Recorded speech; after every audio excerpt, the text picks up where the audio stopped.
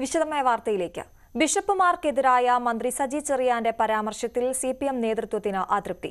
അത്തരമൊരു പ്രസ്താവന സജി ചെറിയാൻ നടത്താൻ പാടില്ലായിരുന്നുവെന്ന വിലയിരുത്തലാണ് നേതൃത്വത്തിന്. മന്ത്രിയുടെ പ്രസ്താവന പാർട്ടി പരിശോധിക്കും. ബിഷപ്പുമാരുടെ പരാതി പരിഹരിക്കുമെന്നും സംസ്ഥാന സെക്രട്ടറി എം വി ഗോവിന്ദൻ പറഞ്ഞു. സജി ചെറിയാന്റെ വാവിട്ട പരാമർശം ഒരിക്കൽ കൂടി സിപിഎമ്മിനെ വെട്ടിലാക്കിയിരിക്കുകയാണ്. സജി ചെറിയാന്റെ ബിഷപ്പുമാർക്കെതിരെയുള്ള പ്രസ്താവന അനുചിതവും അനവസരത്തിലുള്ളതും ആണ് എന്ന നിലപാടിലാണ് സിപിഎം നേതൃത്വമുള്ളത്. ഒഴിവാക്കേണ്ട പ്രസ്താവനയായിരുന്നു. അത് തിരുത്താൻ സജി ചെറിയാനോട് സിപിഎം നിർബന്ധിക്കുമോ എന്ന് വ്യക്തമല്ല. പക്ഷേ ആ പ്രസ്താവന സിപിഎം ചർച്ച ചെയ്യും. ആ സാഹചര്യം, ഇത്തരം സാഹചര്യങ്ങൾ ആവർത്തിക്കുന്ന നിർദ്ദേശം സജി ചെറിയാൻ നൽകുകയും ചെയ്യും. ബിഷപ്പുമാർ അതുപോലെ തന്നെ ക്രൈസ്തവ സമൂഹത്തിൽ നിന്ന് വലിയ പ്രതിഷേധമാണ് മന്ത്രി സജി ചെറിയാന്റെ പ്രസ്താവനയ്ക്കെതിരെ ഉയർന്നത്. അതുകൊണ്ട് തന്നെ അക്കാര്യം ഗൗരവത്തോടെ പരിശോധിക്കുമെന്ന് സിപിഎം സംസ്ഥാന സെക്രട്ടറി വ്യക്തമാക്കുന്നു. നമ്മളിപ്പോൾ ഓരോരാളും പ്രസംഗിക്കുമ്പോൾ പറയുന്ന ഓരോ പ്രയോഗങ്ങളുണ്ട്. ആ പ്രയോഗങ്ങളെല്ലാം പർവ്വതീകരിച്ച് അതിൻ്റെ അടിസ്ഥാനത്തിലുള്ള ചർച്ചയിലേക്കൊന്നും പോകേണ്ട കാര്യമില്ല. അതുകൊണ്ടാണ് ഞാൻ പറഞ്ഞത്, പാർട്ടിക്ക് പറയാനുള്ളത് പാർട്ടി ജനറൽ സെക്രട്ടറി പറയും. ഇനി കേരളത്തിൻ്റെ എന്തെങ്കിലും പ്രശ്നമാണെങ്കിൽ കേരളത്തിലെ സംസ്ഥാന സെക്രട്ടറി പറയും, അല്ലെങ്കിൽ പാർട്ടി സെക്രട്ടറി പറയും, അല്ലെങ്കിൽ അവിടെ PB പറയും. അത്രയേ ഉള്ളൂ. ഇതിനൊരു രാഷ്ട്രീയമുണ്ട്. സ്വാഭാവികമായും ഏറ്റവും അധികം ഈ ഇത്തരം പ്രസ്താവനകൾ CPM മന്ത്രിമാർ നടത്തിയാലും CPM നേതാക്കൾ നടത്തിയാലും അത് ആദ്യം ബാധിക്കുക, ആദ്യം തിരിച്ചടി ഉണ്ടാക്കുക കേരള കോൺഗ്രസ് എമ്മിനാണ്. ഇടതുപക്ഷത്തിനൊപ്പം നിൽക്കുന്ന ഇടതുമുന്നണിയിലുള്ള ഏറ്റവും പ്രധാനപ്പെട്ട ക്രൈസ്തവ മേഖലയുമായി സമൂഹവുമായി ബന്ധപ്പെട്ട ഏറ്റവും പ്രധാനപ്പെട്ട പാർട്ടി കേരള കോൺഗ്രസ് എമ്മാണ്. സ്വാഭാവികമായും അവരാണ് ഇതിൻ്റെ ഏറ്റവും അധികം സമ്മർദ്ദം അനുഭവിക്കേണ്ടി വരിക. സജി ചെറിയാന്റെ പ്രസ്താവന വന്നത് മുതൽ കോൺഗ്രസ് നേതാക്കളും കേരള കോൺഗ്രസ് UDF-നൊപ്പമുള്ള കേരള കോൺഗ്രസ് വിഭാഗവുമൊക്കെ കേരള കോൺഗ്രസ് എം മറുപടി പറയണമെന്ന നിലപാടാണ് ആവർത്തിച്ച് പറയുന്നത്, ശക്തമായി പറയുന്നത്. അതുകൊണ്ട് തന്നെ അവരെ പ്രതിരോധത്തിലാക്കുന്നു. അല്ലെങ്കിൽ തന്നെ കേരള കോൺഗ്രസ് എം പലപ്പോഴും ഇടതുമുന്നണിയിൽ ഒറ്റപ്പെടുന്നു, അല്ലെങ്കിൽ അവരുടെ നിലപാടുകൾക്ക് മുന്നിൽ നിർത്താൻ വേണ്ട പ്രാധാന്യം നൽകുന്ന വിമർശനം ശക്തമാണ്. അതിനിടയിലാണ് ഇത്തരത്തിൽ ബിഷപ്പുമാർക്കെതിരെയുള്ള മന്ത്രി സജി ചെറിയാന്റെ അപകീർത്തി പരാമർശവും. സ്വാഭാവികമായും അതും കേരള കോൺഗ്രസ് എമ്മിനെ വലിയ രീതിയിൽ മോശമാക്കുന്നതാണ്, അല്ലെങ്കിൽ അവരുടെ സാധ്യതകളെ വലിയ രീതിയിൽ ബാധിക്കുന്നതാണ്. അതുകൊണ്ട് തന്നെയാണ് ഇടതുമുന്നണി നേതൃത്വം പെട്ടെന്ന് ഈ വിഷയത്തിലൊരു പരിഹാര നീക്കവുമായി രംഗത്തിറങ്ങുന്നത്. സജി ചെറിയാന്റെ പ്രസ്താവന CPM നേതൃത്വം തള്ളിപ്പറഞ്ഞു.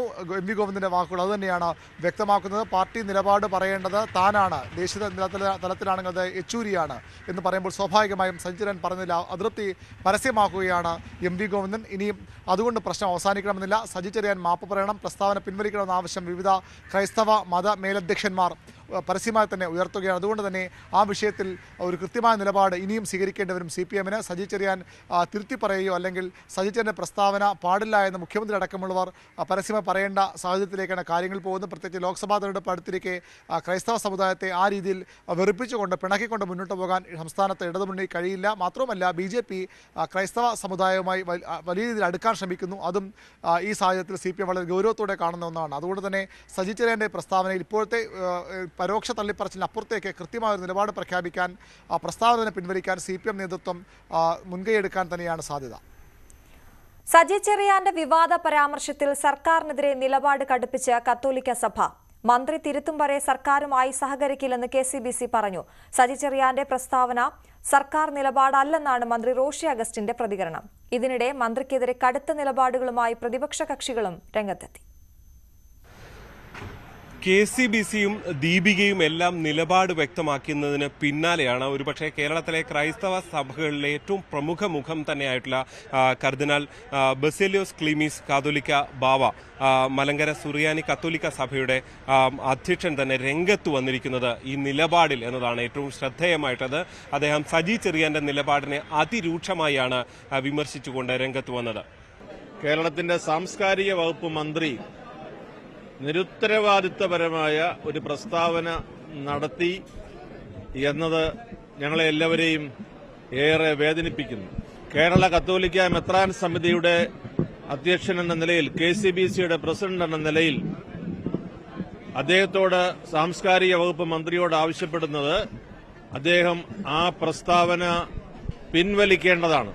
അദ്ദേഹം ആ പ്രസ്താവന പിൻവലിക്കുന്നതുവരെ സർക്കാരുമായിട്ടുള്ള മറ്റ് പരിപാടികളിലെ ഗുണപരമായ പൊതു സമീപനത്തിൽ ഞങ്ങൾ വിട്ടുനിൽക്കും. ദീപികയും ഇന്ന് മുഖപ്രസംഗം എഴുതിക്കൊണ്ടാണ് ഈ വിഷയത്തിൽ രംഗത്ത് വന്നത് എന്നുള്ളതാണ് ഏറ്റവും ശ്രദ്ധേയമായിട്ടുള്ളത്. മുഖ്യമന്ത്രിക്കെതിരെയും ഒപ്പം തന്നെ സജി ചെറിയാനെതിരെയും മുൻ മന്ത്രി കൂടിയായ KT ജലീലിനെതിരെയും ദീപിക ഈ മുഖപ്രസംഗത്തിൽ വിമർശിക്കുന്നു. സജി ചെറിയാന്റെ വിടുവായുത്തം തിരുത്താൻ മുഖ്യമന്ത്രി ശ്രമിക്കുന്നില്ല. സഭാ മേലധ്യക്ഷന്മാരെ വിമർശിക്കാൻ മന്ത്രി എന്തും വിളിച്ചു പറയുകയാണ്. ഇതിന് ഒത്താശ ചെയ്യുന്ന മുഖ്യമന്ത്രി തീക്കൊള്ളി കൊണ്ട് തല ചൊറിയുകയാണ് എന്ന് ദീപിക മുഖപ്രസംഗം വിമർശിക്കുന്നു. എന്തായാലും ഇത്തരം വിമർശനങ്ങൾ പുറത്തു വന്നതിന് പിന്നാലെ ഇതിനെ തള്ളിപ്പറയാനാണ് കേരള കോൺഗ്രസ് എമ്മിന്റെ മന്ത്രി കൂടിയായ റോഷി അഗസ്റ്റിൻ തയ്യാറായത്. ഏതാണ്ട് സമാനമായ പ്രതികരണവുമായി മന്ത്രി VN വാസവനും രംഗത്ത് വന്നു. സജി ചെറിയാനെന്നുള്ളത് മാത്രമല്ല, ആര് പറഞ്ഞാലും അതെല്ലാം നിങ്ങളുടെ സമൂഹത്തിൽ കണ്ടു, ഇതെല്ലാം ചർച്ച ചെയ്യപ്പെട്ടു. അത് വേറെ കാര്യം. അതിപ്പോൾ ഞങ്ങളെപ്പോലുള്ള ആൾക്കാരും കാര്യമില്ല. ഇപ്പോൾ രാവിലെ ഇതിന് അഭിപ്രായം പറയണം, എന്താണ് എൻ്റെ സ്ഥിതി എന്നൊക്കെ പറയേണ്ട ഒരു സ്ഥിതി ഉണ്ടെന്ന് ഞാൻ വിചാരിക്കുന്നില്ല. ഏതായാലും അദ്ദേഹം പറഞ്ഞ കാര്യം ഞാൻ കണ്ടില്ല. ഭരണപക്ഷത്ത് നിന്ന് ഇത്തരം ചില പ്രതികരണങ്ങൾ ഉണ്ടാകുമ്പോഴും കേന്ദ്രമന്ത്രി V മുരളീധരൻ സജി ചെറിയാനെതിരെ അതിരൂക്ഷമായ വിമർശനവുമായി രംഗത്ത് വന്നു. BJPയുടെ ഭാഗത്ത് നിന്നുണ്ടാകുന്ന ഒരു പ്രതികരണം എന്ന നിലയിൽ മുരളീധരന്റെ പ്രസ്താവനയും ശ്രദ്ധേയമായിട്ടുള്ളതാണ്. സംസ്കാരമില്ലാത്ത മന്ത്രിയാണ് സജി ചെറിയാൻ എന്നാണ് അദ്ദേഹം വിമർശിച്ചത്. കേരളത്തിലെ ഏറ്റവും സംസ്കാരമില്ലാത്തയാളാണ് സാംസ്കാരിക മന്ത്രി എന്ന് സ്വയം തെളിയിച്ചിരിക്കുകയാണ്.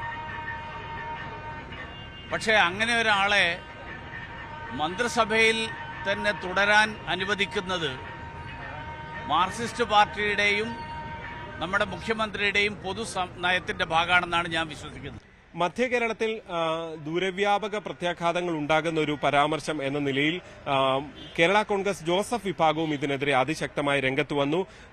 മോൻസ് ജോസഫാണ് പ്രതികരിച്ചത്. അദ്ദേഹം ഈ സജി ചെറിയാൻ പ്രസ്താവന പിൻവലിച്ച് മാപ്പ് പറയണം എന്ന് ആവശ്യപ്പെട്ടു. മാത്രവുമല്ല, കേരള കോൺഗ്രസ് ജോസ് കെ മാണി വിഭാഗം ഇക്കാര്യത്തിൽ പ്രതിസന്ധിയിലാണ് എന്ന് അദ്ദേഹം ചൂണ്ടിക്കാണിച്ചുകൊണ്ട് മുന്നണിയിൽ നിന്നുകൊണ്ട് തന്നെ ജോസ് വിഭാഗം ഇതിനെതിരെ പ്രതികരിക്കണം എന്നും മോൻസ് ജോസഫ് ആവശ്യപ്പെട്ടു. സജി ചെറിയാൻ നടത്തിയിരിക്കുന്ന മന്ത്രി എന്ന സ്ഥാനത്തിന് ചേരാത്ത വിധത്തിലും അതിനെ കളങ്കപ്പെടുത്തുന്ന വിധത്തിലും അദ്ദേഹം നടത്തിയ പ്രസ്താവന അദ്ദേഹം എത്രയും പെട്ടെന്ന് അത് പരസ്യമായി പിൻവലിച്ച് പരസ്യമായി മാപ്പ് പറയാൻ സജി ചെറിയാൻ തയ്യാറാണ്.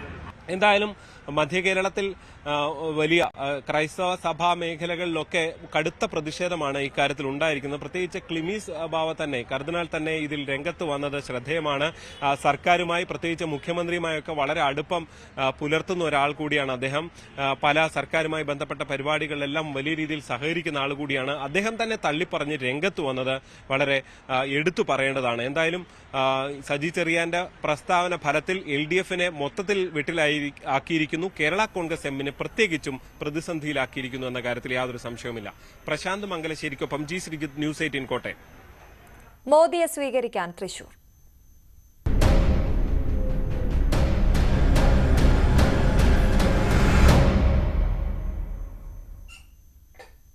പ്രധാനമന്ത്രിയെ സ്വീകരിക്കാനുള്ള അവസാനവട്ട ഒരുക്കത്തിലാണ് തൃശൂർ. 2 ലക്ഷത്തിലേറെ വനിതകളെ പങ്കെടുപ്പിച്ച് സമ്മേളനത്തെ ചരിത്ര വിജയമാക്കാനാണ് BJP ശ്രമിക്കുന്നത്. കനത്ത സുരക്ഷയാണ് പ്രധാനമന്ത്രിയുടെ സന്ദർശനത്തിന്റെ ഭാഗമായി ഒരുക്കിയിട്ടുള്ളത്.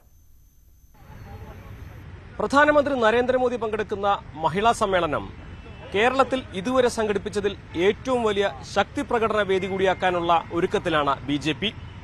തൃശൂർ നഗരം ഇതിനോടകം തന്നെ SPGയുടെ നിയന്ത്രണത്തിലായി.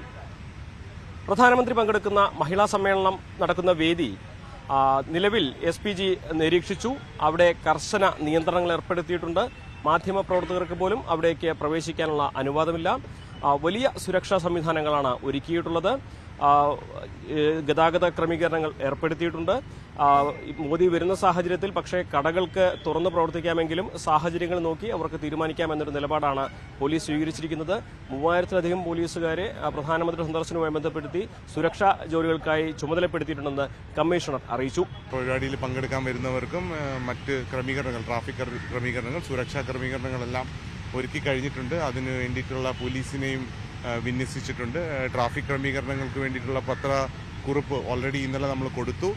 ഒന്നും കൂടെ കൊടുക്കും. കടകളൊക്കെ അവർക്ക് തന്നെ തുറന്ന് പ്രവർത്തിക്കാം. പിന്നെ ഈ കടകളുടെ ഫ്രണ്ടിലെല്ലാമുള്ള ജനത്തിരക്ക് കാരണം എത്രത്തോളം അത് സാധ്യമാവുമെന്നുള്ളതാണ്. പക്ഷേ കടകൾക്ക് എല്ലാവർക്കും തുറന്ന് പ്രവർത്തിക്കാം. പിന്നെ PM പോകുന്ന റൂട്ടിൽ സെക്യൂരിറ്റിക്ക് വേണ്ടിയിട്ടുള്ള മെഷേഴ്സ് നമ്മൾ എടുക്കുന്നുണ്ട്, അത് ചെയ്യുന്നുണ്ട്. BJP ഈ പ്രധാനമന്ത്രിയുടെ സന്ദർശനത്തെ തെരഞ്ഞെടുപ്പ് പ്രചാരണത്തിലേക്കുള്ള ആദ്യ ചുവടുവയ്പ്പായിട്ടാണ് കാണുന്നത്, കേളികൊട്ടായിട്ടാണ് കാണുന്നത്. ഈ ഒരു മഹിളാ സമ്മേളനം 2 ലക്ഷത്തിലധികം വനിതകളെ പങ്കെടുപ്പിച്ചുള്ള സമ്മേളനം ഒരു ചരിത്ര സംഭവമാക്കുമെന്ന് BJP നേതൃത്വം വ്യക്തമാക്കി. വനിതകൾക്ക് മാത്രമാണ് ഈ സമ്മേളന നഗരിയിൽ പ്രവേശനമുള്ളത്. മറ്റുള്ളവർക്ക് പ്രധാനമന്ത്രിയുടെ റോഡ് ഷോയിൽ പങ്കെടുക്കാനാണ് അനുവാദമുള്ളത്. ചുരുങ്ങിയത് ഒരു 3 ലക്ഷത്തിലധികം ആളുകളെങ്കിലും ഈ നാളെ ഈ പ്രധാനമന്ത്രിയുടെ പരിപാടിയിൽ പങ്കെടുക്കുവാൻ വേണ്ടി തൃശ്ശൂരിലെത്തും. തൃശ്ശൂർ പൂരത്തിന് സമാനമായ ഒരു വലിയ തിരക്കായിരിക്കും ഉണ്ടാവുക എന്ന കണക്കുകൂട്ടലാണ് നേതൃത്വത്തിനുള്ളത്. ഈ ഒരു സമ്മേളന വേദിയിൽ മഹിളാ സംഗമത്തിൽ BJPയിലും മഹിളാ മോർച്ചയിലും ഉള്ളവർക്ക് പുറമെ കേരളത്തിലെ വിവിധ സാമൂഹ്യ സാംസ്കാരിക മേഖലകളിൽ പ്രതിഭകളായ പ്രഗത്ഭരായ വ്യക്തികളെയും പങ്കെടുപ്പിക്കുന്നുണ്ട്. വ്യവസായിയായ ബീന കണ്ണൻ, നടി ശോഭന, ഇന്ത്യൻ വനിതാ ക്രിക്കറ്റ് ടീം ക്യാപ്റ്റൻ മിന്നുമണി തുടങ്ങി 10ഓളം പേരെ ഈ ഒരു ചടങ്ങിന്റെ ഭാഗമായിട്ട് ക്ഷണിച്ചിട്ടുണ്ട്. അവർ എത്തിച്ചേരുമെന്ന പ്രതീക്ഷയും MT രമേശ് പങ്കുവച്ചു. കേരളത്തിലെ സാമൂഹിക രാഷ്ട്രീയ രംഗത്തെ പ്രമുഖരായിട്ടുള്ള ധാരാളം മഹിളകളെ ഞങ്ങൾ ഈ സമ്മേളനത്തിലേക്ക് ക്ഷണിച്ചിട്ടുണ്ട്. അവരെല്ലാവരും ഏതാണ്ട് 10,000-ഓളം ക്ഷണിക്കപ്പെട്ട വിശിഷ്ട വ്യക്തികൾ സാമൂഹ്യ രംഗത്തും രാഷ്ട്രീയ രംഗത്തും കലാരംഗത്തും ശാസ്ത്രരംഗത്തും സിനിമാ രംഗത്തുമൊക്കെ പ്രാഗൽഭ്യം തെളിയിച്ചിട്ടുള്ള കുടുംബശ്രീ പ്രവർത്തനങ്ങൾക്ക് നേതൃത്വം കൊടുക്കുന്ന അങ്ങനെയുള്ള വ്യത്യസ്തമായിട്ടുള്ള മഹിളാ നേതൃനിരയെ ഈ സമ്മേളനത്തിൽ അണിനിരത്താനാണ് ഞങ്ങൾ ആഗ്രഹിച്ചത്. അങ്ങനെ പ്രത്യേകമായി ക്ഷണിച്ചിട്ടുള്ള 10,000-ഓളം വിശിഷ്ട വ്യക്തികൾ ഈ സമ്മേളനത്തിന്റെ ഭാഗമായി പങ്കെടുക്കുന്നത്. വലിയ ഒരുക്കങ്ങൾ തൃശ്ശൂരിൽ പുരോഗമിക്കുകയാണ്. ഉച്ചയ്ക്ക് 2 മണിയോടെയാണ് പ്രധാനമന്ത്രി നരേന്ദ്രമോദി തൃശ്ശൂരിലെത്തുക. കുട്ടനെല്ലൂരിൽ ഹെലികോപ്റ്ററിൽ വന്നിറങ്ങിയ അദ്ദേഹം തൃശ്ശൂർ റൗണ്ടിലെത്തും. ജില്ലാ ആശുപത്രി മുതൽ നായ്ക്കനാൽ വരെയുള്ള ഏകദേശം 1 കിലോമീറ്റർ ദൂരമാകും അദ്ദേഹം റോഡ് ഷോയിൽ പങ്കെടുക്കുക. അവിടെ നിന്നും അദ്ദേഹം വേദിയിലെത്തും. 4 മണിയോടെ പ്രധാനമന്ത്രി മടങ്ങിപ്പോകുന്ന തരത്തിലാണ് ഇപ്പോഴത്തെ സമയക്രമീകരണങ്ങൾ. വരും ദിവസങ്ങളിലും വരും മാസങ്ങളിലും കൂടുതൽ കേന്ദ്ര നേതാക്കൾ കേരളത്തിലെത്തുമെന്നും പ്രധാനമന്ത്രിയുടെ സന്ദർശനം ഈ മഹിളാ സംഗമം പരിപാടി ഇതിലേക്കുള്ള ആദ്യ ഘട്ട പ്രവർത്തനമായിട്ടാണെന്നും തെരഞ്ഞെടുപ്പിൽ വലിയ നേട്ടങ്ങളുണ്ടാക്കാൻ ഈ തവണ കഴിയുമെന്ന പ്രതീക്ഷയാണ് BJP പങ്കുവയ്ക്കുന്നത്. അഖിലോട്ട് പറയൊപ്പം CV അനുമോദ്, ന്യൂസ് 18. പ്രധാനമന്ത്രിയുടെ കേരള സന്ദർശനം വലിയ രാഷ്ട്രീയ നേട്ടമാക്കാനാണ് BJP ഒരുങ്ങുന്നത്. സമ്മേളനത്തിന്റെ വേദി തൃശൂരിൽ തെരഞ്ഞെടുത്തതിന് പിന്നിലും BJPക്ക് കൃത്യമായ അജണ്ടയുണ്ട്. തൃശൂരിലെത്തുന്ന പ്രധാനമന്ത്രി ക്രൈസ്തവ സഭയിലെ പ്രധാന വ്യക്തികളുമായും കൂടിക്കാഴ്ച നടത്താൻ സാധ്യതയുണ്ട്. എന്നാൽ പ്രധാനമന്ത്രിയുടെ സന്ദർശനത്തിന് സ്വാധീനമുണ്ടാക്കാൻ കഴിയില്ല എന്ന നിലപാടിലാണ് മറ്റു പാർട്ടികൾ. പ്രധാനമന്ത്രി നരേന്ദ്രമോദി കേരളത്തിലെത്തുന്നത് കൃത്യമായ രാഷ്ട്രീയ ലക്ഷ്യവുമായി. അതിനുവേണ്ടി തൃശ്ശൂർ തന്നെ തിരഞ്ഞെടുത്തതിൽ പ്രത്യേകതയുമുണ്ട്. അതായത് ഈ പ്രധാനമായും ഇവിടെ മാറി നിൽക്കുന്ന അല്ലെങ്കിൽ സംഘപരിവാറിനോട് അകലം പാലിച്ചു നിൽക്കുന്ന ക്രൈസ്തവ സംഘടനകൾ ഈ അടുത്ത കാലത്ത് സംഘപരിവാറിനോട് അനുഭാവം പ്രകടിപ്പിച്ചിരുന്നു. അവരെ പരമാവധി കൂടെ കൂട്ടുക എന്നുള്ള ലക്ഷ്യം കൂടിയുണ്ട്. വരുന്ന ലോക്സഭാ തെരഞ്ഞെടുപ്പിൽ കേരളത്തിൽ നിന്ന് ഒരു മണ്ഡലത്തിലെങ്കിലും ജയിച്ചു കയറുക എന്നുള്ളൊരു ലക്ഷ്യം BJPക്കുണ്ട്. അത് പ്രധാനമായും തൃശ്ശൂർ തന്നെ അതിന് തിരഞ്ഞെടുക്കുക, അതിന് സുരേഷ് ഗോപിയെ മുൻനിർത്തിക്കൊണ്ട് പരമാവധി വോട്ടുകൾ നേടുക എന്നൊരു ലക്ഷ്യമുണ്ട്. പക്ഷേ നിലവിലൊരു സാഹചര്യത്തിൽ LDFനും UDFനും വ്യക്തമായ സ്വാധീനമുള്ള ഒരു സ്ഥലമാണ് തൃശ്ശൂർ. തൃശ്ശൂരിൽ BJPയെ സംബന്ധിച്ചിടത്തോളം ജയിച്ചു കയറുക എന്നത് ബാലികേറാമലയാണ്. ഇത് മറികടക്കണമെങ്കിൽ ക്രൈസ്തവ വോട്ടുകൾ വ്യാപകമായി തന്നെ ലഭിക്കേണ്ടതുണ്ട്. അങ്ങനെ വരുമ്പോൾ അത്തരത്തിലുള്ള ഒരു ചർച്ചകൾ ക്രൈസ്തവ മേലധ്യക്ഷന്മാരുമായി അത്തരത്തിലുള്ള ചർച്ചകൾ നടത്തുക എന്നുള്ളൊരു ലക്ഷ്യം കൂടി പ്രധാനമന്ത്രിക്കുണ്ട്. എന്തായാലും പ്രധാനമന്ത്രിയുടെ വരവോടുകൂടി കൂടുതൽ BJPക്ക് കേരളത്തിൽ കൂടുതൽ സ്വാധീനമുണ്ടാക്കിയെടുക്കാൻ കഴിയും. അല്ലെങ്കിൽ അദ്ദേഹത്തിൻ്റെ ഈ മഹിളാ സമ്മേളനത്തോടു കൂടി തന്നെ വലിയൊരു ഉണർവ് BJP കേന്ദ്രങ്ങൾക്കുണ്ടാവും എന്നൊരു പ്രതീക്ഷ ഉണ്ട്. എന്തായാലും ഇടതുപക്ഷവും അതുപോലെ തന്നെ UDFനും ഇക്കാര്യത്തിൽ നിലവിൽ തൃശ്ശൂരിൻ്റെ കാര്യത്തിൽ വലിയ ആശങ്കയില്ല. ലോക്സഭാ തെരഞ്ഞെടുപ്പിൽ കേരളത്തിൻ്റെ കാര്യത്തിൽ ഈ 20 മണ്ഡലങ്ങളുടെയും കാര്യത്തിൽ LDFും UDFും ഒപ്പത്തിനൊപ്പം അല്ലെങ്കിൽ അവരുടെ ഒരു പരസ്പരം ഏറ്റുമുട്ടൽ തന്നെയായിരിക്കും ഉണ്ടാവുക. ഇത് 3ാം സ്ഥാനത്തേക്ക് തന്നെയായിരിക്കും BJP പോവുക എന്നുള്ളൊരു കണക്കുകൂട്ടൽ തന്നെയാണ് LDFന് ഇപ്പോഴുമുള്ളത്. VS സുനിൽകുമാർ ഇത് കൃത്യമായി തന്നെ പറയുകയും ചെയ്തു. കാരണം ഈ നരേന്ദ്രമോദിയുടെ ഇപ്പോഴത്തെ ഒരു വരവിൻ്റെ ഉദ്ദേശം കൃത്യമായ രാഷ്ട്രീയ പ്രചാരണത്തിൻ്റെ ഭാഗം, അതായത് ലോക്സഭാ തെരഞ്ഞെടുപ്പിന് മുമ്പുള്ള പ്രചാരണത്തിൻ്റെ ഭാഗമാണ് എന്ന് തന്നെയാണ് VS സുനിൽകുമാർ പറയുന്നത്. അത് ഇവിടെ വരുന്നത് അദ്ദേഹത്തിൻ്റെ പാർട്ടിയുടെ തെരഞ്ഞെടുപ്പ് പ്രചരണത്തിൻ്റെ ഭാഗമായിട്ടുള്ള ഒരു പരിപാടി എന്ന നിലയിലാണ്. അതായത് ഇവിടെ പല രീതിയിലും ജനങ്ങളെ എങ്ങനെയൊക്കെ സ്വാധീനിക്കാൻ കഴിയും, പ്രത്യേകിച്ച് കേരളം പോലെയുള്ള ഒരു ഇടതുപക്ഷത്തിൻ്റെ അല്ലെങ്കിൽ പുരോഗമന വർഗീയ വിരുദ്ധമായ സമീപനമുള്ള ഒരു സ്റ്റേറ്റിൽ വന്ന് ഇവിടെ ഏതെങ്കിലും രീതിയിൽ അവരുടെ വോട്ടുകൾ സമാഹരിക്കാൻ കഴിയുമോ എന്നുള്ള ശ്രമങ്ങൾ അവർ സ്വാഭാവികമായിട്ട് നടത്തുമല്ലോ. രാജ്യം ഭരിക്കുന്ന പാർട്ടി ആയതുകൊണ്ടും 2024 നടക്കാൻ പോകുന്ന തെരഞ്ഞെടുപ്പിൽ അവർക്ക് വീണ്ടും അധികാരത്തിൽ വരണം എന്ന രീതിയിലുള്ള പ്രവർത്തനങ്ങൾ അവർ നേരത്തെ തന്നെ BJPയുടെ കേന്ദ്ര നേതൃത്വം ആരംഭിച്ചു കഴിഞ്ഞിട്ടുണ്ട്. അതിൻ്റെ ഭാഗമാണ് ഇവിടെ ശ്രീ നരേന്ദ്രമോദി വരുന്നത്. നരേന്ദ്രമോദി കേരളത്തിലെത്തുന്നത് കൃത്യമായ രാഷ്ട്രീയ പരിപാടികളുടെ ഭാഗം തന്നെയാണ് എന്ന് BJP നേതാവായ MT രമേശും അത് സമ്മതിക്കുന്നുണ്ട്. ഈ എല്ലാ പരിപാടികളും ലോക്സഭാ തെരഞ്ഞെടുപ്പിന് BJP ഗുണകരമാകാനാണല്ലോ. റോഡ് ഷോയും വനിതാ സമ്മേളനവും ഇനി പ്രധാനമന്ത്രി ആരെങ്കിലും കാണുന്നുണ്ടെങ്കിൽ അതെല്ലാം ലോക്സഭാ തെരഞ്ഞെടുപ്പിന്റെ മുന്നോടിയായിട്ട് പാർട്ടിക്ക് ഗുണകരമാക്കുന്ന രീതിയിൽ എങ്ങനെ അതിനെ ആർട്ടിക്കുലേറ്റ് ചെയ്യാമെന്ന് അത് ഞങ്ങൾ BJP സംസ്ഥാന നേതൃത്വം ആലോചിക്കും. സംസ്ഥാന അധ്യക്ഷൻ നയിക്കുന്ന പദയാത്ര ജനുവരി അവസാനത്തെ ആഴ്ചയോടുകൂടി ആരംഭിക്കുകയാണ്. അത് ഫെബ്രുവരി 2ാമത്തെ ആഴ്ച തിരുവനന്തപുരത്ത് സമാപിക്കും. അപ്പോൾ ആ പദയാത്രയിൽ BJPയുടെ കേന്ദ്ര നേതാക്കന്മാരും കേന്ദ്രമന്ത്രിമാരും വിവിധ മുഖ്യമന്ത്രിമാരുമെല്ലാം ആ പദയാത്രയിൽ അണിചേരും. പദയാത്രയുടെ പൊതുയോഗങ്ങളില്ല, പദയാത്ര അണിചേർന്നുകൊണ്ടുണ്ടാകും. അപ്പോൾ ഇനിയുള്ള ഒരു 2 മാസക്കാലം ധാരാളം ദേശീയ നേതാക്കന്മാരുടെ സാന്നിധ്യം കേരളത്തിലുണ്ടാകും. എന്തായാലും നാളെ നരേന്ദ്രമോദി എത്തുന്നത് വലിയ ആകാംക്ഷയോടുകൂടി തന്നെയാണ് BJP കേന്ദ്രങ്ങൾ. ഞാൻ നേരത്തെ സൂചിപ്പിച്ച പോലെ തന്നെ BJP കേന്ദ്രങ്ങൾക്ക് വലിയ ഉണർവുണ്ടാക്കിയെടുക്കാൻ നരേന്ദ്രമോദിയുടെ ഈ യാത്ര ഉപകരിക്കും. ഒപ്പം തന്നെ മഹിളാ സമ്മേളനമാണ് ഉദ്ദേശിക്കുന്നത്. നമുക്കറിയാം സുരേഷ് ഗോപിക്ക് പൊതുവെ സ്വാധീനമുള്ളത് പ്രത്യേകിച്ച് സ്ത്രീകൾക്കിടയിലെല്ലാം തന്നെ സുരേഷ് ഗോപിയുടെ അനുഭാവമുണ്ട്. അതായത് BJP കുടുംബം അല്ലെങ്കിൽ പോലും സുരേഷ് ഗോപിയോടുള്ള ഒരു അനുഭാവമുണ്ട്. അത് കൂടുതൽ വികസിപ്പിക്കുക. ഒപ്പം തന്നെ സുരേഷ് ഗോപി എന്നുള്ള ആ ഒരു BJPയെ സംബന്ധിച്ചിടത്തോളം കേരളത്തിൽ അങ്ങനെ ഉയർത്തിക്കാട്ടി വോട്ട് നേടാൻ പറ്റിയ ഒരു നേതാവില്ല എന്നുള്ളൊരു പ്രതിസന്ധി BJPക്കുണ്ട്. ആ പ്രതിസന്ധി മറികടക്കണമെങ്കിൽ കൂടുതൽ കേന്ദ്ര നേതാക്കൾ ഇവിടെ വരികയും സുരേഷ് ഗോപിയെ പോലുള്ള ആളുകളെ മുൻനിർത്തും വേണം. സുരേഷ് ഗോപി എന്നുള്ള ആ സിനിമാ നടൻ്റെ ആ ഒരു കൾട്ട് ഫിഗർ കൃത്യമായി തന്നെ ഉപയോഗിക്കുക എന്നുള്ളൊരു ലക്ഷ്യം BJPക്കുണ്ട്. ഒപ്പം തന്നെ തൃശ്ശൂർ കേന്ദ്രീകരിച്ചുകൊണ്ട് വരും ദിവസങ്ങളിൽ കൂടുതൽ കേന്ദ്ര നേതാക്കൾ എത്തുകയും പ്രവർത്തിക്കുകയും ചെയ്യും. ലോക്സഭാ തെരഞ്ഞെടുപ്പിൻ്റെ ആദ്യഘട്ടം എന്നുള്ള രീതിയിൽ തന്നെയാണ് പ്രധാനമന്ത്രി ഇവിടെ എത്തുന്നത്. എന്തായാലും ഇത് BJP കേന്ദ്രങ്ങൾ വലിയ ഉണർവുണ്ട്. പക്ഷേ LDFും UDFും അത് വലിയ ആശങ്കയോടെ ഒന്നും അതിനെ കാണുന്നില്ല. ഈ ലോക്സഭാ തെരഞ്ഞെടുപ്പിൽ BJPക്ക് ഒരു തരത്തിലും കേരളത്തിൽ ഒരു സ്വാധീനം ഉണ്ടാക്കിയെടുക്കാൻ കഴിയില്ല എന്നുള്ള നിലപാടിൽ തന്നെയാണ് UDFും LDFും. ക്യാമറാമാൻ പ്രജിത്ത് കോങ്ങാടിനൊപ്പം S വിനേഷ് കുമാർ, News 18 തൃശൂർ. പ്രധാനമന്ത്രിയുടെ തൃശൂർ സന്ദർശനവുമായി ബന്ധപ്പെട്ട പ്രത്യേക ടോക്ക് ഷോ തൃശൂരിൽ നിന്ന് വൈകുന്നേരം 5 മണി മുതൽ News 18 കേരളത്തിൽ തത്സമയം. ഒരു ദിവസത്തെ സന്ദർശനത്തിനായി പ്രധാനമന്ത്രി തമിഴ്നാട്ടിലെത്തി. തിരുച്ചിറപ്പള്ളി അന്താരാഷ്ട്ര വിമാനത്താവളത്തിൽ വിമാനമിറങ്ങിയ നരേന്ദ്രമോദിയെ ഗവർണർ RN രവി, മുഖ്യമന്ത്രി MK സ്റ്റാലിൻ എന്നിവരുടെ നേതൃത്വത്തിൽ സ്വീകരിച്ചു. 19,850 കോടിയുടെ പദ്ധതികൾ പ്രധാനമന്ത്രി ഇന്ന് തറക്കല്ലിടും.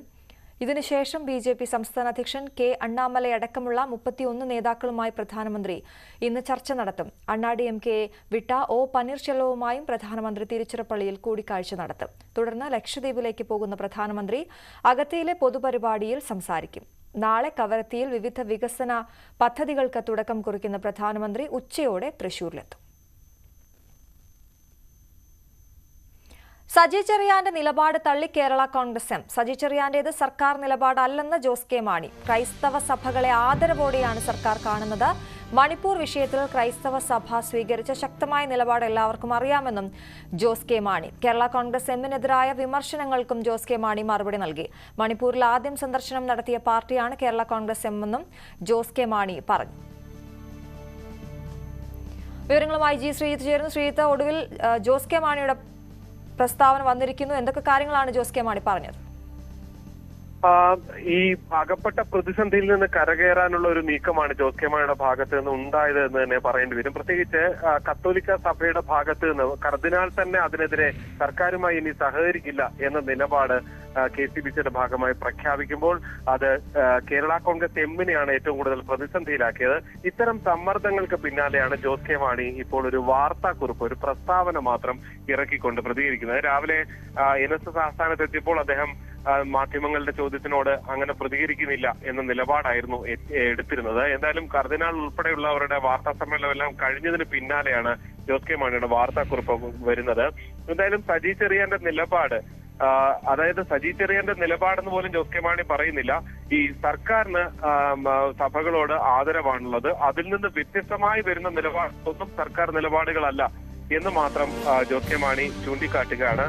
മണിപ്പൂർ വിഷയത്തിൽ ശക്തമായ നിലപാട് എടുത്തതാണ് ക്രൈസ്തവ സഭകൾ. അതുപോലെ തന്നെ പ്രധാനമന്ത്രി മുഖ്യമന്ത്രിയൊക്കെ ഒരു പരിപാടിക്ക് വിളിക്കുമ്പോൾ സഭാധ്യക്ഷന്മാർ പങ്കെടുക്കുന്നത് പുതിയ കീഴ്വഴക്കമല്ല എന്ന് അദ്ദേഹം ചൂണ്ടിക്കാണിക്കുന്നു. അത് വിളിക്കുന്ന മുഖ്യമന്ത്രിയുടെ അല്ലെങ്കിൽ പ്രധാനമന്ത്രിയുടെ ഒന്നും രാഷ്ട്രീയത്തിനുള്ള അംഗീകാരമല്ല എന്നുകൂടി അദ്ദേഹം ചൂണ്ടിക്കാട്ടുകയാണ്. എന്തായാലും ഈ വിഷയത്തിൽ ഒരു വാർത്താക്കുറിപ്പിലൂടെയാണ് കേരള കോൺഗ്രസ് എം തങ്ങളുടെ പ്രതികരണം വ്യക്തമാക്കിയിരിക്കുന്നത്. അശ്വതി, ശ്രീജിത്ത്, ഈ വിഷയത്തിൽ ഇത്തരത്തിൽ അവിടെയും ഇവിടെയും തൊടാതെയുള്ള ഈ വാർത്താക്കുറിപ്പിന് അപ്പുറത്തേക്ക് ഒരു പ്രതികരണം കേരള കോൺഗ്രസിന്റെ ഭാഗത്തുനിന്ന് പ്രതീക്ഷിക്കേണ്ടതുണ്ടോ ഇനി, പ്രത്യേകിച്ച് മുന്നോട്ടുള്ള ദിവസങ്ങളിൽ? പ്രതികരിക്കാൻ ഉള്ള സാധ്യത കുറവാണ് എന്ന് തന്നെ അശ്വതി നമുക്ക് മനസ്സിലാക്കേണ്ടി വരും. അതിനൊരു മുൻ ചരിത്രം കൂടിയുണ്ട്. തോമസ് ചാഴിക്കാടനെ മുഖ്യമന്ത്രി പിണറായി വിജയൻ പാലയിലെ നവകേരള സദസ്സിൽ വെച്ച് അദ്ദേഹത്തിനെതിരായ ചില പരാമർശങ്ങൾ നടത്തിയതിന് ശേഷം ഏതാണ്ട് ഒരു മാസം അടുക്കുമ്പോൾ പോലും ഒരു വാക്ക് പോലും മിണ്ടാൻ ഈ ഇരു നേതാക്കളും തയ്യാറായിട്ടില്ല. വൈക്കത്തെ വേദിയിൽ വെച്ച് ജോസ് കെ മാണി പ്രതികരിക്കുമെന്നായിരുന്നു അറിയിച്ചിരുന്നത്. പക്ഷെ അതിനുശേഷം അദ്ദേഹം പ്രതികരിച്ചിട്ടില്ല. ഇന്നലെ മാത്രമാണ് തോമസ് ചാഴിക്കാടന്റേതായ ഒരു പ്രതികരണം പുറത്തു വന്നത്. അത് മുഖ്യമന്ത്രി പറഞ്ഞതും ശരിയാണ്, താൻ പറഞ്ഞതും ശരിയാണ് എന്നൊക്കെ പറഞ്ഞുകൊണ്ട് ഈ വിഷയത്തിൽ നിന്ന് ഊരി മുന്നോട്ട് പോകാനാണ് ശ്രമിക്കുന്നത് കേരള കോൺഗ്രസ് എം. പക്ഷെ ഒരു പ്രതിസന്ധി ഉള്ളത്, കത്തോലിക്ക വോട്ടുകൾ കാര്യമായി കിട്ടുന്ന ഒരു പാർട്ടിയാണ് കേരള കോൺഗ്രസ് എം. അതുവഴിയാണ് ഇടതുമുന്നണിക്കും കോട്ടയം ജില്ലയിൽ കഴിഞ്ഞ തദ്ദേശ തെരഞ്ഞെടുപ്പിലടക്കം വലിയ നേട്ടമുണ്ടാക്കാനായത്. ആ വിഭാഗത്തെ അവഗണിച്ച് അല്ലെങ്കിൽ അതിനെ മുറിവേൽപ്പിച്ചുകൊണ്ട് മുന്നോട്ട് പോകുന്നത് ഒട്ടും ഗുണപരമാവില്ല. അതുകൊണ്ട് തന്നെ ആയിരിക്കാം ഒരുപക്ഷെ ഇങ്ങനൊരു വാർത്താക്കുറിപ്പുകളിലൂടെയെങ്കിലും തങ്ങൾ പ്രതിഷേധിച്ചു എന്ന് വരുത്താനുള്ള ഒരു ശ്രമം കേരള കോൺഗ്രസ് എം നടത്തുമോ എന്ന് തന്നെ വേണം മനസ്സിലാക്കാൻ. എന്തായാലും ഇതിനപ്പുറത്തേക്ക് കാര്യമായ എന്തെങ്കിലും ഒരു പ്രതികരണം ഉണ്ടാകുമെന്ന് ഇപ്പോൾ പ്രതീക്ഷിക്കാൻ വയ്യ. അശ്വതി, ശരി, എന്തായാലും ഒരു പ്രസ്താവനയിലൂടെ, ഒരു പത്രക്കുറിപ്പിലൂടെ അവസാനിപ്പിച്ചിരിക്കുകയാണ് കേരള കോൺഗ്രസ് എമ്മിന്റെ ഈ വിഷയത്തിലുള്ള നിലപാട്. സജി ചെറിയാന്റെ നിലപാട് തള്ളിക്കൊണ്ടാണ് പറയുന്നതെങ്കിലും കൃത്യമായി അക്കാര്യത്തിൽ ഒരു വിശദീകരണം നൽകിയിട്ടില്ല. ക്രൈസ്തവ സഭകളെ താൻ ആദരവോടെയാണ് കാണുന്നത് എന്നാണ് പറഞ്ഞിരിക്കുന്നത് കേരള കോൺഗ്രസ് എം. എന്തായാലും സജി ചെറിയാൻ, ഇപ്പോൾ കിട്ടുന്ന ഒരു വാർത്ത അനുസരിച്ച് സജി ചെറിയാൻ ഈ വിഷയത്തിൽ സംസാരിക്കും എന്നാണ് അറിയുന്നത്. അദ്ദേഹത്തിന്റെ പത്രസമ്മേളനം വാർത്താ സമ്മേളനം ഇന്ന് വിളിച്ചിട്ടുണ്ട്. ആ വാർത്താ സമ്മേളനത്തിൽ തീർച്ചയായും ഈ വിഷയം അദ്ദേഹം പറഞ്ഞില്ലെങ്കിൽ പോലും മാധ്യമങ്ങൾ ഉന്നയിക്കും. അതിലുള്ള അദ്ദേഹത്തിന്റെ മറുപടി വളരെ പ്രധാനപ്പെട്ടതുമാണ്. പാലാരിവട്ടം സ്റ്റേഷൻ ഉപരോധിച്ച് അറസ്റ്റ് ചെയ്ത യൂത്ത് കോൺഗ്രസ് പ്രവർത്തകരെ മോചിപ്പിക്കാൻ ശ്രമിച്ചതിന് കോൺഗ്രസ് നേതാക്കൾക്കെതിരെ കേസ്.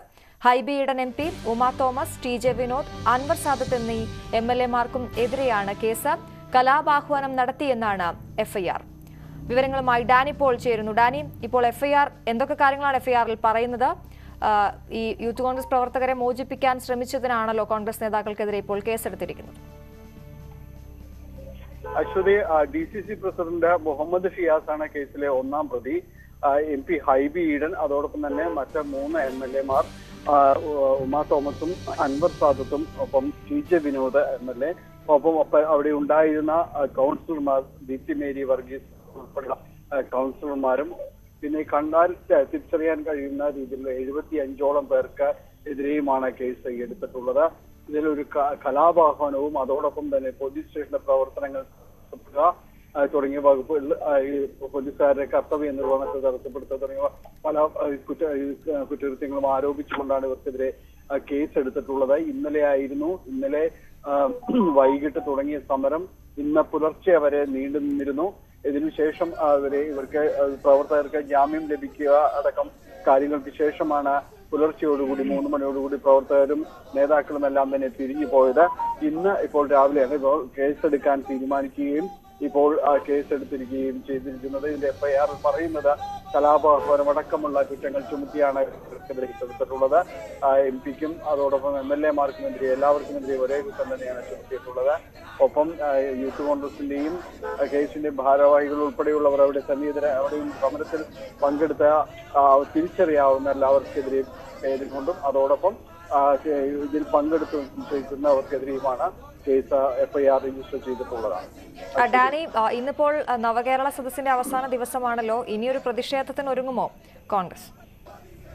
ഇന്നും പ്രതിഷേധത്തിന്റെ ദിവസമായിരിക്കുമെന്നാണ് ഇന്നലെ DCC പ്രസിഡന്റ് പറഞ്ഞിരുന്നത്. പക്ഷെ ഇതുവരെയും ആ രീതിയിലേക്ക് നഗരത്തിലെവിടെയും പ്രതിഷേധ പ്രകടനങ്ങളോ മറ്റോ ഒന്നും ഉണ്ടായിട്ടില്ല. ഇന്ന് നവകേരള സദസ്സ് 2 വേദികളിൽ 2 മണ്ഡലങ്ങളിൽ നടക്കുന്നു. അത് പ്രധാനമായും ഇന്ന് ഉച്ചയ്ക്ക് ശേഷം തൃപ്പൂണിത്തുറയിലും അതോടൊപ്പം തന്നെ വൈകിട്ട് കുന്നത്തുനാടുമാണ്. ഇതിന്റെ സമാപന ദിവസമാണ്. ഈ വേദിക്ക് സമീപത്തോ അല്ലെങ്കിൽ മറ്റെവിടെയെങ്കിലും ഒരു പ്രതിഷേധം ഉണ്ടാകും എന്നൊരു നിർദ്ദേശത്തിന് അങ്ങനെ ഒരു മുന്നറിയിപ്പിന്റെ അടിസ്ഥാനത്തിൽ പോലീസ് വലിയ രീതിയിൽ ജാഗരൂകരായിട്ടുണ്ട്. കൂടുതൽ പോലീസിനെ അടക്കം വിന്യസിച്ചിട്ടുണ്ട്. മുഖ്യമന്ത്രിയും മറ്റു മന്ത്രിമാരും എറണാകുളത്ത് തന്നെയുണ്ട്. ഗസ്റ്റ് ഹൗസിലാണ് പലരും തങ്ങുന്നത്. ഇവിടെയെല്ലാം തന്നെ സുരക്ഷ നിലവിൽ തന്നെ ഉണ്ട്.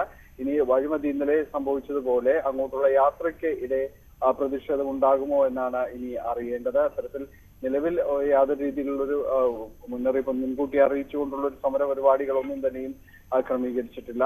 ഇനി ആ സമയത്ത് ഏതെങ്കിലും രീതിയിലെ പ്രതിഷേധം ഉണ്ടാകുമോ എന്നാണ് ഇനി അറിയേണ്ടത്. ശരി, ഡാനിപ്പോൾ ആണ് കൊച്ചിയിൽ നിന്നും വിവരങ്ങൾ നൽകിയത്. നവകേരള സദസ്സ് ജനാധിപത്യത്തിന് മാതൃകയെന്ന മന്ത്രി PM മുഹമ്മദ് റിയാസ്. കരിങ്കൊടി പ്രതിഷേധത്തിന് ആരും എതിരല്ല, എന്നാൽ ഓടുന്ന ബസ്സിന് മുന്നിലേക്ക് ചാടി വീണ് ചാവേറാകാനാണ് ശ്രമം. അതിന് കോൺഗ്രസിനുള്ളിൽ തന്നെ എതിർപ്പുണ്ട്. നവകേരള സദസ്സിനോട് ഉശിര് കാണിക്കേണ്ടത് ബദൽ പരിപാടി സംഘടിപ്പിച്ചാണ്. കോൺഗ്രസിലെ പ്രശ്നങ്ങൾ മൂടിവെക്കാനാണ് ഈ നാടകമെന്നും PM മുഹമ്മദ് റിയാസ് പറഞ്ഞു. ജനങ്ങളെ കേൾക്കാൻ നേരിട്ട് പോകുന്നു, ജനങ്ങളോട് പറയുന്നു, 2.5 വർഷം ചെയ്ത കാര്യങ്ങൾ പറയുന്നു, ഇനിയുള്ള 2.5 വർഷം ചെയ്യാൻ പോകുന്ന കാര്യങ്ങൾ പറയുന്നു. ജനാധിപത്യത്തിൽ ഇതിലും മാതൃകയാക്കാവുന്ന മറ്റേത് പ്രവർത്തനമുണ്ട് ഒരു സർക്കാരിനെ സംബന്ധിച്ചിടത്തോളം? പിന്നെ കരിങ്കൊടി പ്രതിഷേധത്തിനൊന്നും ആരും ഇവിടെ എതിരല്ലല്ലോ. ഓടുന്ന ബസ്സിന് മുമ്പിൽ ചാടി ചാവേറാവാൻ നടത്തുന്ന സമരം, അതിനെതിരെ കോൺഗ്രസിൽ നിന്ന് തന്നെ ശക്തമായ എതിർപ്പ് വന്നു, UDFൽ നിന്ന് എതിർപ്പ് വന്നു. അതിന് നേതൃത്വം കൊടുത്ത ചില നേതാക്കന്മാർ മാത്രം ഒറ്റപ്പെടുന്ന സ്ഥിതിയാണ് ഉണ്ടായിട്ടുള്ളത്. എത്രത്തോളം എതിർപ്പ് വരുന്നു അത്രത്തോളം ജനങ്ങളാണ് ഇതിൽ പങ്കെടുക്കുന്നത്. യഥാർത്ഥത്തിൽ ഉശിര് കാട്ടേണ്ടത് എങ്ങനെയായിരുന്നു? ഇതിന് ബദലായിട്ടൊരു സദസ്സ് സംഘടിപ്പിക്കുന്നുണ്ടല്ലോ, അതിന്റെ പേര് പോലും കേരളീയ സമൂഹത്തിന് അറിയില്ല. ആ സദസ്സിൽ 10,000ങ്ങളെ പങ്കെടുപ്പിച്ചുകൊണ്ടായിരുന്നു ജനാധിപത്യപരമായി ഇനി പ്രതിഷേധിക്കാനാണ് ഉദ്ദേശമെങ്കിൽ ഉശിര് കാണിക്കേണ്ടത്. പോലീസിലെ കാര്യങ്ങൾ തീരുമാനിക്കുന്നത് പാർട്ടി സെക്രട്ടറിമാരെന്ന VD Satheesan. Kochi city police commissioner സ്ഥാനത്ത് പാർട്ടി ലോക്കൽ സെക്രട്ടറി നിയമിക്കണം. ഗവർണർക്കെതിരെയും മുഖ്യമന്ത്രിക്കെതിരെയും പ്രതിഷേധിച്ചതിന് 2 രീതിയിലാണ് പോലീസ് നടപടിയെന്നും VD സതീശൻ ആരോപിച്ചു. കോൺഗ്രസ് പ്രതിഷേധിക്കുന്നത് നവകേരള സദസ്സിലെ ജനപങ്കാളിത്തം കണ്ടുള്ള വേദന കാരണമാണെന്ന് മന്ത്രി VN വാസവൻ. അക്രമാസക്തമായവർക്കെതിരെ കേസെടുത്തത് സ്വാഭാവിക നടപടി. അണയാൻ പോകുന്ന ദീപം ആളിക്കത്തുന്നത് പോലെയാണ് കോൺഗ്രസ്. യദുകുലം നശിച്ച പോലെ കോൺഗ്രസ് തമ്മിലടിച്ച് നശിക്കുകയാണ്. അയോധ്യ വിഷയത്തിൽ കോൺഗ്രസിന് വേണ്ടണം എന്നാണ് നിലപാടെന്നും VN വാസവൻ പറഞ്ഞു. അവസാനമായി സുധീരൻ പുറപ്പെടുവിച്ച സ്റ്റേറ്റ്മെന്റും അദ്ദേഹം എടുത്ത നിലപാടും അതിനോട് KPCC പ്രസിഡന്റ് പ്രതികരിച്ച രൂപവും എല്ലാം നമ്മൾ ഈ കഴിഞ്ഞ ദിവസം കണ്ടു. 5 പ്രതിപക്ഷ നേതാക്കന്മാരല്ലേ 5 ഗ്രൂപ്പുണ്ടെന്നാണ് ഇപ്പോൾ അദ്ദേഹം തന്നെ സൂചിപ്പിച്ചത്. ഇങ്ങനെ കോൺഗ്രസ് തമ്മിലടിച്ചും നിലപാടില്ലാതെയും നവകേരള സദസ്സെന്ന ആശയം മുന്നോട്ട് വന്നപ്പോൾ ജനങ്ങളാകെ ഇരമ്പിയാർത്തതിനോടൊപ്പം വരികയും ചെയ്തു കഴിഞ്ഞപ്പോൾ അവർക്കുണ്ടായ വിഷമവും വേദനയും അവർക്കുണ്ടായ അസുഖകരമായ അന്തരീക്ഷവും അതിൽ നിന്നുടലെടുക്കുന്നതാണ് ഈ അവസാനത്തെ പ്രയോഗങ്ങൾ. അണയാൻ പോകുന്ന ദീപം ആളിക്കത്തുമെന്ന് പറഞ്ഞതുപോലെ നവകേരള സദസ്സ് ഞങ്ങൾ അവസാനിക്കുമ്പോൾ അവരെടുത്ത സമരമുറകളെല്ലാം പാളിയപ്പോൾ അവരുടെ ആശയങ്ങളും സമീപനങ്ങളും കോൺഗ്രസ് രാഷ്ട്രീയവും തകരുന്ന രൂപത്തിലെത്തിയിരിക്കുന്നു. ആ കോൺഗ്രസ് രാഷ്ട്രീയം തന്നെ അണയാൻ പോകുന്ന ദീപമായി മാറിയിരിക്കുകയാണ്. അതാണ് ആളിക്കത്തുന്നത്. VM സുധീരന്റെ പ്രസ്താവനയ്ക്കെതിരെ പരോക്ഷ വിമർശനവുമായി ആറ്റിങ്ങൽ MP അടൂർ പ്രകാശ്. 2016 തെരഞ്ഞെടുപ്പിൽ UDF പരാജയപ്പെട്ടതിന്റെ കാരണം സമൂഹത്തിന് നന്നായി അറിയാമെന്ന് അടൂർ പ്രകാശ്. എത്ര വലിയ ത്രികോണ മത്സരത്തിലും ആറ്റിങ്ങലിൽ UDF വിജയം സുനിശ്ചിതമാണ്. ഏത് കേന്ദ്രമന്ത്രി മത്സരിച്ചാലും മത്സരരംഗത്ത് നിന്ന് താൻ ഒളിച്ചോടില്ലെന്നും ആറ്റിങ്ങൽ MP പറഞ്ഞു. വോട്ടർ പട്ടികയിൽ 1,72,000 വ്യാജ വോട്ടുകൾ തിരികെ കയറ്റിയതിന്റെ രേഖകൾ തെരഞ്ഞെടുപ്പ് കമ്മീഷന് കൈമാറി. ആറ്റിങ്ങലിൽ 29 വർഷം ഇടതുപക്ഷം ജയിച്ചത് വ്യാജ വോട്ടിന്റെ പിൻബലത്തിലാണ് ണെന്നും അടൂർ പ്രകാശ് ന്യൂസ് 8നോട് പറഞ്ഞു. ഇത്തവണ കേന്ദ്രമന്ത്രി V മുരളീധരൻ ഒരുപക്ഷെ അവിടെ മത്സരിച്ചേക്കുമെന്ന തരത്തിലുള്ള വിവരങ്ങളാണ് പുറത്തുവരുന്നത്. എങ്ങനെയായിരിക്കും താങ്കൾ ഇത്തവണത്തെ ലോക്സഭാ തെരഞ്ഞെടുപ്പിനെ ആറ്റിങ്ങൽ മണ്ഡലത്തിൽ നോക്കി? ഇവിടെ തെരഞ്ഞെടുപ്പിൽ ആർക്കും മത്സരിക്കാം. അതിപ്പോ കേന്ദ്രമന്ത്രിയാകട്ടെ അല്ലെങ്കിൽ കേന്ദ്ര സഹമന്ത്രിയും ഇപ്പോൾ മത്സരിക്കുന്നു എന്നറിഞ്ഞു. അതല്ല ക്യാബിനറ്റ് മന്ത്രിയായിരിക്കാം. ആര് വന്നാലും ഒരു തെരഞ്ഞെടുപ്പ് എന്ന് പറയുമ്പോൾ ആ തെരഞ്ഞെടുപ്പിനെ സംബന്ധിച്ചിടത്തോളം തെരഞ്ഞെടുപ്പിൽ കാര്യക്ഷമതയോടുകൂടി പ്രവർത്തിച്ച് ആ കാര്യക്ഷമതയോടുകൂടി പ്രവർത്തിക്കാൻ കഴിഞ്ഞ് ജനങ്ങളെ കാര്യങ്ങൾ ബോധ്യപ്പെടുത്തി കാര്യങ്ങൾ മുമ്പോട്ട് പോവുക എന്നുള്ളത് തന്നെയാണ് എന്നെ സംബന്ധിച്ചിടത്തോളം എന്റെ മുഖ്യമായ ലക്ഷ്യം. അല്ല, ഈ UDF ഇത്തവണയും വലിയൊരു ഉറച്ച വിജയപ്രതീക്ഷയിലാണ്. താങ്കൾ ഈ ലോക്സഭാ മണ്ഡലത്തിൽ നിന്ന് വീണ്ടും മത്സരിച്ചാൽ വലിയ പ്രതീക്ഷയിൽ തന്നെയാണ്. അതിന് ഒരു സംശയമില്ലല്ലോ. ഞാൻ ഈ കഴിഞ്ഞ 5 വർഷക്കാലം ഞാൻ മുൻകാലങ്ങളിൽ ഉണ്ടായിരുന്ന എംപിമാരെ പോലെ അല്ല. വി.എം. സുധീരൻ ഈ നേതൃത്വത്തെ മുഴുവൻ രൂക്ഷമായി വിമർശിക്കുന്ന ഒരു സമീപനം. അദ്ദേഹം നേരത്തെ KPCC അധ്യക്ഷൻ കൂടിയാണ്. അദ്ദേഹം അത്തരം ഒരു ശൈലി സ്വീകരിച്ചത് പാർട്ടി ഇങ്ങനൊരു തെരഞ്ഞെടുപ്പിനെ നേരിടുന്ന പശ്ചാത്തലത്തിൽ ഉചിതമായ ഒരു കാര്യമാണ് എന്ന് അടൂർ പ്രകാശിന് കരുതാൻ കഴിയും. അതിപ്പോ ഞാന് വി.എം. സുധീരനും സുധാകരനും അല്ലെങ്കിൽ അവർ ഉന്നത തലങ്ങളിലുള്ള നേതാക്കന്മാരാണ്. അപ്പൊ ഉന്നത തലങ്ങളിലുള്ള നേതാക്കന്മാരെന്നുള്ള നിലയിൽ അവർ പറയുന്നതിന് മറുപടി പറയാൻ ആ സ്ഥാനത്തേക്ക് പറയേണ്ടി വരുന്ന ഒരു സ്ഥാനത്തേക്ക് എത്തിച്ചേർന്നുവെങ്കിൽ അപ്പോൾ ഞാൻ പറയാം. അതല്ലാതെ കണ്ട് ഞാൻ ആരെയും വിമർശിക്കാൻ തയ്യാറല്ല. പക്ഷേ ഇവിടെ 2016 ശ്രീ ഉമ്മൻചാണ്ടിയുടെ നേതൃത്വത്തിലുള്ള ഗവൺമെന്റ് ഇവിടെ ഭരണം നടത്തുന്ന അവസരത്തിൽ അത് 2016 തെരഞ്ഞെടുപ്പ് വന്നപ്പോൾ എങ്ങനെ UDFന് നഷ്ടപ്പെട്ടു എന്ന് കേരളത്തിലെ മുഴുവൻ ജനങ്ങൾക്കും അറിയാം. അത് കേരളത്തിലെ ജനങ്ങൾ വിലയിരുത്തും. ജനങ്ങൾ വിലയിരുത്തിക്കൊണ്ട് ഇതെന്താണ് സംഭവിച്ചത് എന്നതിനെക്കുറിച്ച് ജനങ്ങൾ വിലയിരുത്തട്ടെ. വളർത്തു പശുക്കൾ ചത്ത ഇടുക്കി തൊടുപുഴയിലെ കുട്ടി കർഷകർക്ക് ആശ്വാസമായി മന്ത്രിമാരുടെ സഹായം. കുട്ടികളുടെ വീട് സന്ദർശിച്ച ചിഞ്ചുറാണിയും റോഷി അഗസ്റ്റിനും 5 പശുക്കളെ നൽകും. നടൻ ജയറാം കുട്ടികൾക്ക് 5 ലക്ഷം രൂപ സഹായമായി നൽകി. നടൻ പൃഥ്വിരാജ് 2 ലക്ഷവും മമ്മൂട്ടി 1 ലക്ഷവും ഉടൻ കൈമാറുമെന്നും ജയറാം കുടുംബാംഗങ്ങളെ അറിയിച്ചു. കഴിഞ്ഞ ദിവസമാണ് വെള്ളിയാമറ്റത്തെ ക്ഷീരകർഷകനായ മാത്യു ബെന്നിയുടെയും സഹോദരന്റെയും 13 കന്നുകാലികൾ കപ്പത്തൊണ്ട് കഴിച്ച് ചത്തുവീണത്. ഇതേ തുടർന്ന് മന്ത്രിമാരായ ജെ ചിഞ്ചുറാണിയും റോഷി അഗസ്റ്റിനും ഇവരുടെ വീട്ടിൽ എത്തുകയായിരുന്നു. മന്ത്രിമാർ ഇവർക്ക് എല്ലാവിധ സഹായവും ഉറപ്പു നൽകി. കുട്ടികൾക്ക് അടിയന്തരമായി 5 പശുക്കളെ നൽകും. അടുത്തയാഴ്ച തന്നെ മാട്ടുപ്പെട്ടിയിൽ നിന്ന് പശുക്കളെ എത്തിച്ചു നൽകും. 1 മാസത്തേക്കുള്ള കാലിത്തീറ്റയും സൗജന്യമായി നൽകും. മിൽമ അടിയന്തര സഹായമായി 40,000 രൂപ നൽകും. കൂടുതൽ സാമ്പത്തിക സഹായം നൽകുന്നത് മന്ത്രിസഭാ യോഗത്തിൽ ഉന്നയിക്കുമെന്നും മന്ത്രിമാർ പറഞ്ഞു. ഞങ്ങളൊരു 5 പശുക്കളെ ഒരാഴ്ചയ്ക്കകം തരും. നല്ലതിനും പശുവിനെയാണ്. അപ്പോൾ അത് 5 പശു സൗജന്യമായിട്ട് ഗവൺമെൻറ് തന്നെ കൊടുക്കുകയാണ്. മറ്റുള്ള പശുക്കൾക്ക് പകരം നമ്മൾ ദുരന്ത നിവാരണ പദ്ധതി പ്രകാരമുള്ള പണം ഞങ്ങൾ അനുവദിക്കാനുള്ള ശ്രമമാണ് ഞങ്ങളിപ്പോൾ ചെയ്യുന്നത്. അതും എത്രയും പെട്ടെന്ന് ചെയ്യും. മിൽമയെടുത്ത് ഞങ്ങൾ പറഞ്ഞു, കാരണം മിൽമയ്ക്കൊക്കെ പാല് കൊടുക്കുന്ന ആൾക്കാരാണ്. മിൽമയെടുത്ത് ഞങ്ങൾ പറഞ്ഞൊരു സഹായം വേണം. അപ്പം 3 പശുക്കൾക്ക് ഒരു 15,000 രൂപ വെച്ച് 45,000 രൂപയുടെ ചെക്ക് കൊടുക്കുന്നുണ്ട്. മന്ത്രിമാർക്ക് പിന്നാലെ നടൻ ജയറാമും അദ്ദേഹത്തിന്റെ പുതിയ ചിത്രത്തിന്റെ അണിയറ പ്രവർത്തകരും സഹായവുമായി എത്തി. 5 ലക്ഷം രൂപയാണ് ജയറാം കൈമാറിയത്. പശുക്കൾ ചത്തത് വാർത്തയായതിനു പിന്നാലെ മന്ത്രി ജെ ചിഞ്ചുറാണി കുട്ടികളെ ഫോണിലൂടെ ബന്ധപ്പെട്ടിരുന്നു. ന്യൂസ് 18 ഇടുക്കി.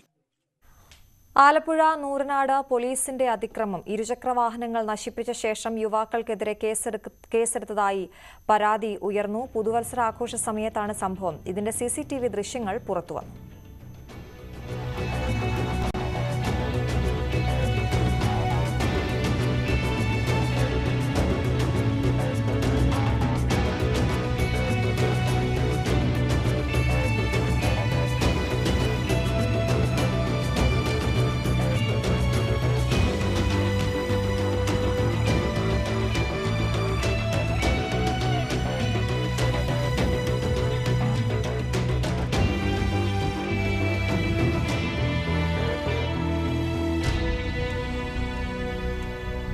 നൂർനാട് സ്വദേശി സാലുവിനും 10ഓളം സുഹൃത്തുക്കൾക്കുമെതിരെയാണ് കേസെടുത്തത്.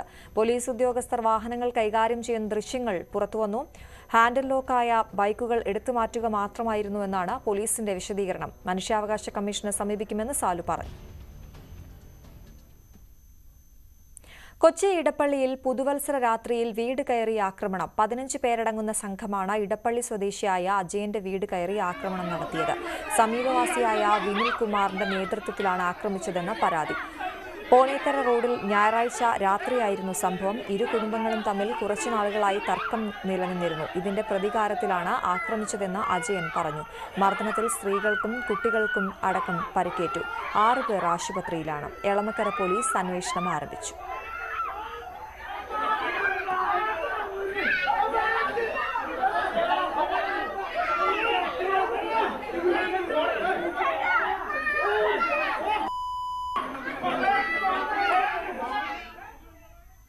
തിരുവനന്തപുരം തെക്കുമൂട് പൂച്ചെടിവിളയിൽ വീടുകൾക്ക് നേരെ ആക്രമണം. നായയെ വളർത്തുന്നതിലെ തർക്കമാണ് ആക്രമണത്തിൽ കലാശിച്ചത്. പൂച്ചെടിവിള സ്വദേശി ബിജുലാൽ നായയെ വീടിന് പുറത്തു നിർത്തുന്നത് വഴി പുറത്തു നിർത്തുന്നത് വഴി നടക്കുന്ന കുട്ടികളെ ഉൾപ്പെടെ ഭയപ്പെടുത്തുന്നതായി സമീപവാസികൾ പരാതിപ്പെട്ടിരുന്നു. നായയുടെ ഉടമ ബിജുലാലിന്റെ സഹോദരനും മക്കളും കഴിഞ്ഞ രാത്രി സമീപത്തെ 3 വീടുകളുടെ ജനാലകളും ലൈറ്റുകളും അടിച്ചു തകർത്തെന്നാണ് പരാതി. മനു വേണുഗോപാൽ, ഉണ്ണികൃഷ്ണൻ, അശോകൻ എന്നിവരുടെ വീടുകൾക്ക് നേരെയാണ് ആക്രമണമുണ്ടായത്. സംഭവത്തിൽ മ്യൂസിയം പോലീസ് കേസെടുത്തു. 2 പേർ പിടിയിലായിട്ടുണ്ട്. ഇന്നലെ രാത്രി ഒരു 12-12:30 അടുപ്പിച്ചാണ് ഈ സംഭവം നടക്കുന്നത്. ഞങ്ങൾ ഫുഡെല്ലാം കഴിച്ചിട്ട് ഇരിക്കുകയായിരുന്നു, ജസ്റ്റ് ഒന്ന് കിടക്കാൻ വേണ്ടിയിട്ടുള്ള പരിപാടിയിൽ ഇരിക്കുകയായിരുന്നു. അപ്പം പിള്ളേരെല്ലാം പോയി കിടന്ന് ഉറങ്ങാൻ വേണ്ടി കിടന്നായിരുന്നു. അപ്പോൾ ഞാനും മോനും ഉണ്ടായിരുന്നു. മോനും രാത്രി എണീച്ച് ഇന്നലെ ഫുഡ് കഴിച്ചിട്ട് മുകളിൽ കയറിപ്പോയി. നിന്നപ്പം അമ്മ എന്ന് പറഞ്ഞ് എന്നെ പേര് പറഞ്ഞ് വിളിക്കുകയായിരുന്നു. മനു, കസാര, ഞങ്ങൾ കസാരയൊക്കെ വാടക കൊടുക്കുന്ന പരിപാടിയാണ്. അപ്പോൾ പേര് പറഞ്ഞാൽ നമുക്ക് കസാര വേണം, ഒന്ന് ഇറങ്ങി വരുമെന്ന് പറഞ്ഞ് വിളിച്ചു. ഞാൻ വാതിൽ തുറക്കാൻ വന്നപ്പോൾ അമ്മ പറഞ്ഞ് ഇറങ്ങരുത്, അമ്മ മോളിൽ നിന്ന് കാണാമായിരുന്നു താഴെ. അപ്പം മോളിൽ നിന്ന് നോക്കിയപ്പോൾ കുറേ പയ്യന്മാർ ഇവിടെ നിൽക്കുന്നുണ്ട്. പറയാനായിട്ട് ഞാൻ വാതിലൊന്നും തുറന്നില്ല. ഈ പറഞ്ഞതിന് മുമ്പേ ഇവർ വന്ന് ഈ വാതിലടിച്ച് പൊട്ടിക്കുകയും കണ്ണാടി ഇതെല്ലാം കൂടെ അടിച്ച് പൊട്ടിക്കുന്ന ശബ്ദം കേട്ടു. ഞാൻ ഉടനെ തന്നെ അകത്ത് കയറി വൈഫിനെയും, ഇതിൻ്റെ താഴെയുള്ള മോനാണ്, 12 വയസ്സേ ഉള്ളൂ, ഇതിൻ്റെ താഴെ 2 പിള്ളേരുണ്ട്, പെൺകുട്ടികളാണ്. അവർ രണ്ടുപേരെ എടുത്ത് കട്ടിലിൻ്റെ അടിയിൽ 3.5 വയസ്സായ കൊച്ചിനെ വരെ ഞാൻ കട്ടിലിൻ്റെ അടിയിൽ കയറ്റി ഒളിപ്പിച്ച് ബെഡ്ഷീറ്റ് ഇട്ടൊക്കെ മൂടിയിട്ട് അവരെ സേഫ്റ്റിയാക്കാൻ വേണ്ടി ഞാൻ ഡോർ ലോക്ക് ചെയ്ത് നിന്നപ്പോഴാണ്. ആലപ്പുഴയിൽ അമ്മയുടെയും കാമുകന്റെയും ക്രൂരമർദ്ദനത്തിനിരയായ 1.5 വയസ്സുകാരന്റെ കൈ ഒടിഞ്ഞത് മൊബൈൽ ഫോൺ കൊണ്ടുള്ള അടിയേറ്റ്. അമ്മ ദീപയും ലഹരിക്കടിമയായ കാമുകൻ കൃഷ്ണകുമാറും നിരന്തരം കുട്ടിയെ മർദ്ദിക്കാറുണ്ടായിരുന്നുവെന്ന് കൃഷ്ണകുമാറിന്റെ ബന്ധുക്കൾ പോലീസിന് മൊഴി നൽകി. അച്ഛനോടൊപ്പവും കുട്ടിയെ വിട്ടു നൽകാനാകില്ലെന്ന നിലപാടിലാണ് പോലീസും ശിശുക്ഷേമ സമിതിയും. രാത്രിയിൽ അമ്മയെ കാണണമെന്നാവശ്യപ്പെട്ട് കരയാറുള്ള കുഞ്ഞിനെ അമ്മ ദീപയും കാമുകൻ കൃഷ്ണകുമാറും ചേർന്ന് മർദ്ദിക്കുന്നത് പതിവായിരുന്നുവെന്നാണ് അന്വേഷണ സംഘത്തിന്റെ കണ്ടെത്തൽ. കയ്യിൽ കിട്ടിയ എന്തും ഉപയോഗിച്ച് ഇരുവരും കുട്ടിയെ അടിക്കാറുണ്ടായിരുന്നുവെന്ന് പോലീസ് പറഞ്ഞു. ആലപ്പുഴ മെഡിക്കൽ കോളേജിൽ നിലവിൽ ചികിത്സയിലുള്ള കുട്ടിയുടെ ഇടത് കൈയെല്ലിന് പൊട്ടലുണ്ട്. കഴിഞ്ഞ ദിവസം രാത്രി കരഞ്ഞ കുഞ്ഞിനെ മൊബൈൽ ഫോൺ കൊണ്ട് അടിച്ചതിനെ തുടർന്നാണ് കൈയെല്ല് പൊട്ടിയത്. കൈ നീരുവെച്ച് വീർത്തെങ്കിലും ദീപയോ കൃഷ്ണകുമാറോ കുഞ്ഞിനെയും കൊണ്ട് എവിടെയും ചികിത്സ തേടിയില്ല. ഇതുകൂടാതെ കാലിലുള്ള മുറിവ് കത്തിക്കൊണ്ടടിച്ചപ്പോൾ ഉണ്ടായതാണെന്നും അന്വേഷണ സംഘം പറയുന്നു. കുട്ടിയുടെ അച്ഛൻ ബിജുവും മദ്യപാനശീലമുള്ള ആളാണെന്നത് കുഞ്ഞിന്റെ തുടർഭാവിയെ സംബന്ധിച്ച് ആശങ്ക ഉളവാക്കുന്നു. സംരക്ഷണ ചുമതല ഏറ്റെടുക്കാൻ ശിശുക്ഷേമ സമിതി തയ്യാറാണെന്ന് അറിയിച്ചിട്ടുണ്ട്. രക്ഷകർത്താവ് അനുവദിക്കുകയാണെങ്കിൽ ചികിത്സാ ചിലവും ശിശുക്ഷേമ സമിതി വഹിക്കും. സംഭവത്തിൽ CWC അന്വേഷണം ആരംഭിച്ചിട്ടുണ്ട്.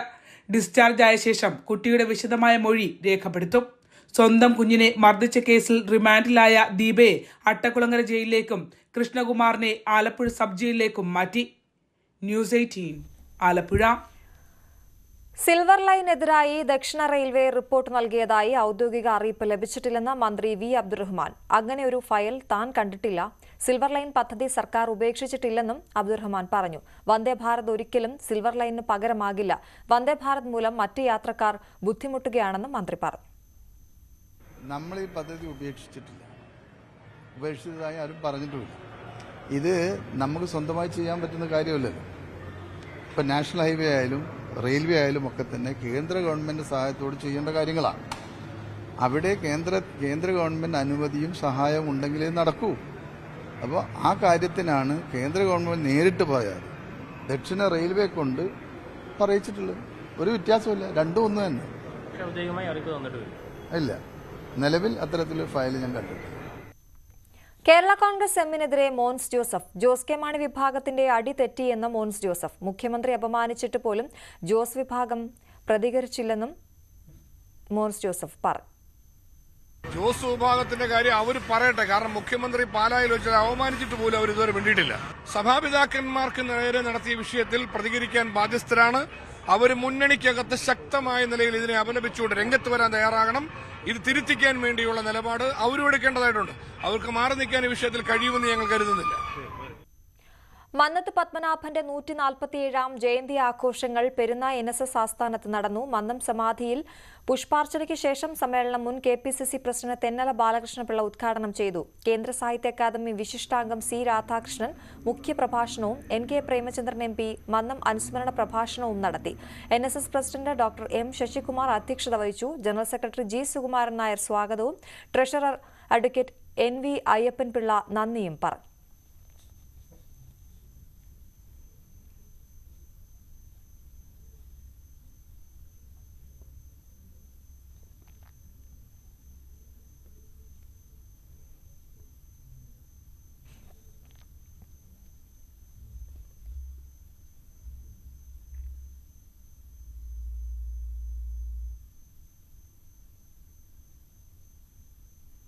ഇപ്പോൾ സജി ചെറിയാൻ മാധ്യമങ്ങളെ കാണുകയാണ്. തത്സമയ സംപ്രേഷണത്തിലേക്ക്.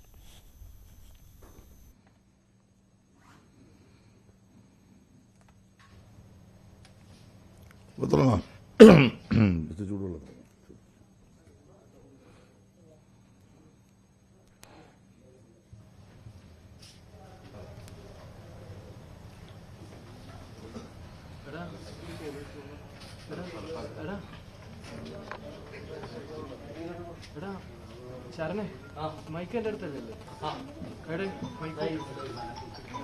അല്ല, ഒരാളെടുത്ത് കൊടുത്താൽ അവിടെ വെക്കാൻ പറഞ്ഞു.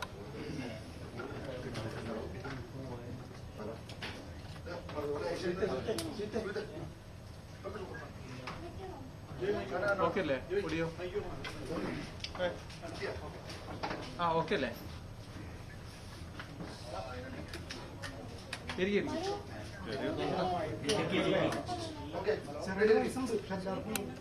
അല്ല, അതിപ്പോ കുറച്ച് കൂടിയില്ലേ?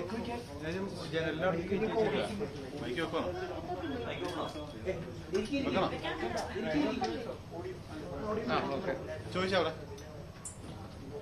ഓഡിയോ നോക്കി പറഞ്ഞോ. ആണോ? ഡാനി ഭായ് അമ്മ ഇക്കാൻ വെച്ചു കൊടുത്തേ. ചെക്ക്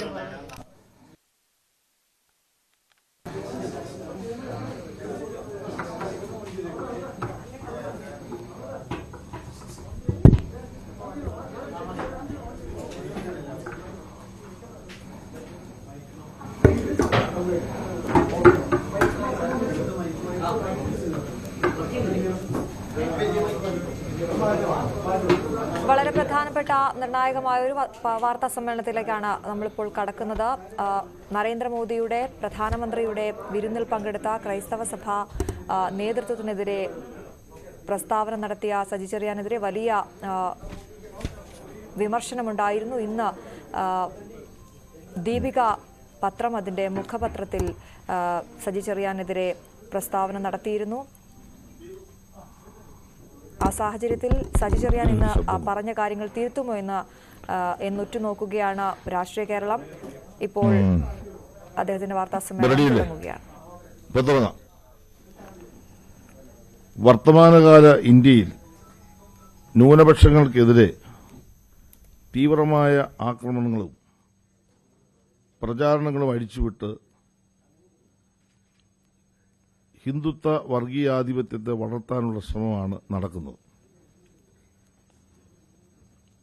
ഇതിന്റെ ഭാഗമായി ക്രിസ്ത്യൻ സംഘടനയായ യുണൈറ്റഡ് ക്രിസ്ത്യൻ ഫോറത്തിന്റെ കണക്കനുസരിച്ച്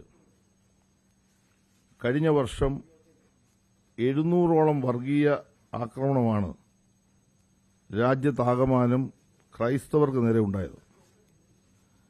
അതായത് ഏതാണ്ട് ഒരു ദിവസം 2 ഇടത്ത് ക്രിസ്ത്യൻ വിഭാഗങ്ങൾക്ക് നേരെ ആക്രമണം നടക്കുന്നതായിട്ടാണ് റിപ്പോർട്ടുകൾ വരുന്നത്.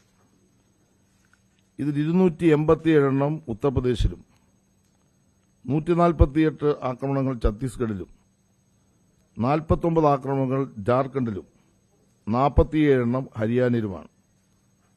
ഇവിടെയെല്ലാം BJP ഭരിക്കുന്ന സംസ്ഥാനങ്ങളാണ് എന്നത് പ്രത്യേകം കാണേണ്ട കാര്യമാണ്. 2014 രാജ്യത്ത് ആകെ 140 അക്രമ സംഭവങ്ങൾ ക്രിസ്ത്യാനികൾക്ക് നേരെ ഉണ്ടായിരുന്ന സ്ഥാനത്തു നിന്നും BJP ഭരിച്ച കഴിഞ്ഞ 9 വർഷം കൊണ്ട് ആക്രമണത്തിന്റെ നിരക്ക് കുത്തനെ കൂടുകയാണ് ചെയ്തിട്ടുള്ളത്. അന്താരാഷ്ട്ര തലത്തിൽ വന്നിട്ടുള്ള റിപ്പോർട്ട് പ്രകാരം ക്രൈസ്തവ വിഭാഗത്തിനെതിരെയുള്ള കുറ്റകൃത്യങ്ങളുടെ കാര്യത്തിൽ ഇന്ത്യ ഇന്ന് 11ാമത്തെ സ്ഥാനമാണ് അലങ്കരിക്കുന്നത്. കഴിഞ്ഞ വർഷം ഇന്ത്യയെ ആകമാനം പിടിച്ചുകുലുക്കിയത് മണിപ്പൂരിലെ വംശീയ സംഘർഷമായിരുന്നു. മുഖ്യമായും ഹിന്ദു വിഭാഗത്തിൽപ്പെട്ട മെയ്ത്തികളും ക്രിസ്ത്യൻ വിഭാഗത്തിൽപ്പെട്ട കുക്കികളും തമ്മിലുള്ള സംഘർഷം തടയുന്നതിൽ മണിപ്പൂരിലെയും കേന്ദ്രത്തിലെയും BJP സർക്കാരുകൾ പൂർണ്ണമായും പരാജയപ്പെട്ടു. ഈ 2 മതവിഭാഗത്തിൽപ്പെടുന്നവർ ആയുധമേന്തി പരസ്പരം ഏറ്റുമുട്ടുന്ന സന്ദർഭത്തിൽ അവിടെ 200-ലധികം ആളുകൾ കൊല്ലപ്പെടുകയും 60,000-ത്തോളം ആളുകൾക്ക് ഭവനം നഷ്ടപ്പെടുകയും 100 ആരാധനാലയങ്ങൾ ആക്രമിക്കപ്പെടുകയും 10,000-ങ്ങൾ പലായനം ചെയ്യപ്പെടുകയും ചെയ്ത സംഭവം നമ്മുടെ സമൂഹത്തിൽ വലിയ തരത്തിലുള്ള ചർച്ചയായി ഉയർന്നു വന്ന വിഷയമാണ്. ഇവിടെ സംഘർഷം ഒഴിവാക്കുന്നതിന് വേണ്ടി ഒരു കാര്യമായ നടപടിയും കേന്ദ്ര ഗവൺമെന്റിന്റെ ഭാഗത്തുനിന്ന് ഉണ്ടായില്ല എന്ന കാര്യം ഒട്ടേറെ വിമർശനങ്ങൾ ഇടവരുത്തിയിട്ടുണ്ട്. മാസങ്ങൾ കഴിഞ്ഞിട്ടും ഇപ്പോഴും അവിടെ സംഘർഷം തുടരുകയാണ്. കലാപം ആരംഭിച്ച് മാസങ്ങൾ പിന്നിട്ടും ഇന്ത്യയുടെ പ്രധാനമന്ത്രി കലാപബാധിത പ്രദേശങ്ങൾ സന്ദർശിക്കുകയോ പാർലമെന്റിൽ ഈ പ്രശ്നത്തെ സംബന്ധിച്ചൊരു പ്രസ്താവന നടത്താനോ തയ്യാറായിട്ടില്ല. ഇത് കേന്ദ്ര ഗവൺമെന്റിന്റെ ന്യൂനപക്ഷ വിരുദ്ധ മനോഭാവത്തിന്റെ ഭാഗമായിട്ടാണ് കാണുന്നത്. ക്രൈസ്തവർക്കെതിരെ മാത്രമല്ല, രാജ്യത്തെ മുസ്ലിം വിഭാഗങ്ങൾക്ക് നേരെയും ഇതേപോലുള്ള ആക്രമണങ്ങൾ തുടരുകയാണ്. മണിപ്പൂരിൽ സംഘർഷം പടർന്നു പിടിക്കുമ്പോൾ തന്നെയാണ് ഹരിയാനയിലെ ഭിവാനി ജില്ലയിൽ രാജസ്ഥാനിൽ നിന്ന് പശുക്കളെ വിൽക്കാൻ കൊണ്ടുവന്ന ജുനൈദ്, നാസർ എന്നീ യുവാക്കൾ നിഷ്കരണം കൊല്ലപ്പെടുന്നത്.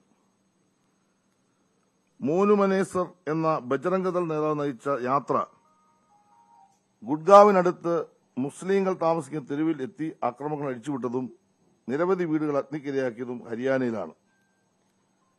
രാമനവമി ഉത്സവത്തിന്റെ ഭാഗമായി നടന്ന ഘോഷയാത്രകളിൽ സായുധ സംഘങ്ങൾ കയറിപ്പറ്റി മുസ്ലിം വീടുകൾ ആക്രമിക്കുകയും കൊള്ളയടിക്കുകയും ചെയ്തു. കഴിഞ്ഞ വർഷം രാമനവമി, ഹനുമാൻ ജയന്തി ഘോഷയാത്രയോടനുബന്ധിച്ച് 9 സംസ്ഥാനങ്ങളിൽ ഇതേപോലെയുള്ള ആക്രമണങ്ങൾക്ക് ഇടവരുത്തിയെന്ന കാര്യം എല്ലാ മാധ്യമങ്ങളിലുമായി നാം കണ്ടിട്ടുള്ള കാര്യമാണ്. പല സംസ്ഥാനങ്ങളിലും ന്യൂനപക്ഷ ആദിവാസി മേഖലകളിൽ വർഗീയ ആക്രമണങ്ങൾ അഴിച്ചുവിടുകയാണ്.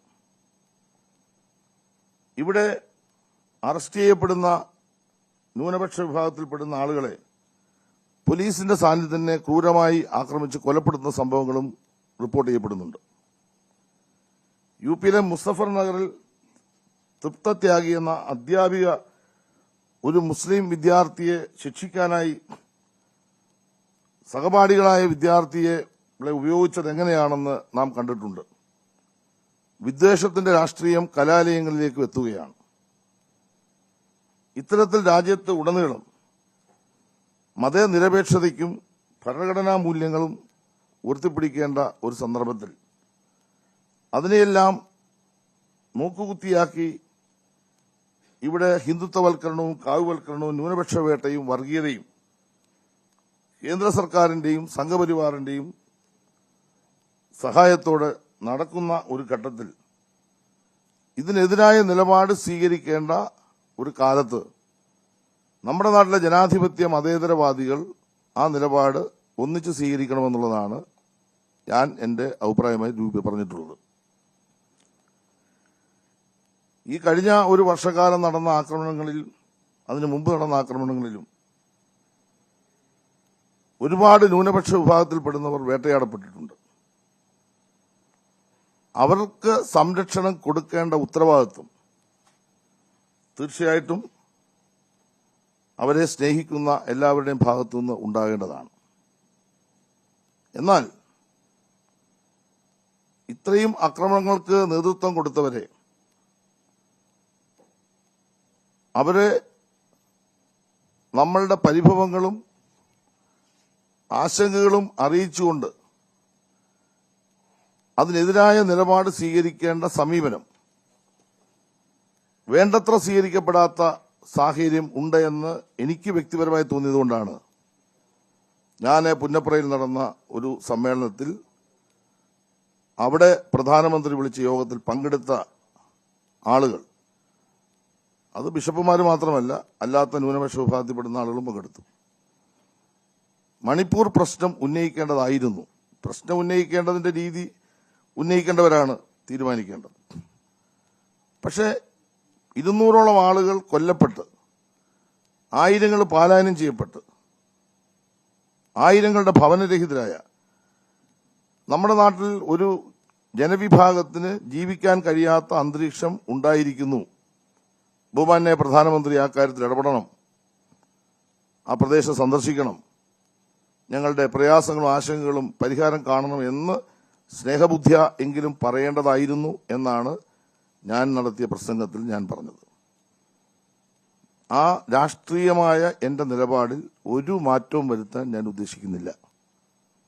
ആ നിലപാടിൽ ഞാൻ ഉറച്ചു നിൽക്കുകയാണ്. എന്നാൽ ഞാൻ ഈ പ്രസംഗം നടത്തിയ സന്ദർഭത്തിൽ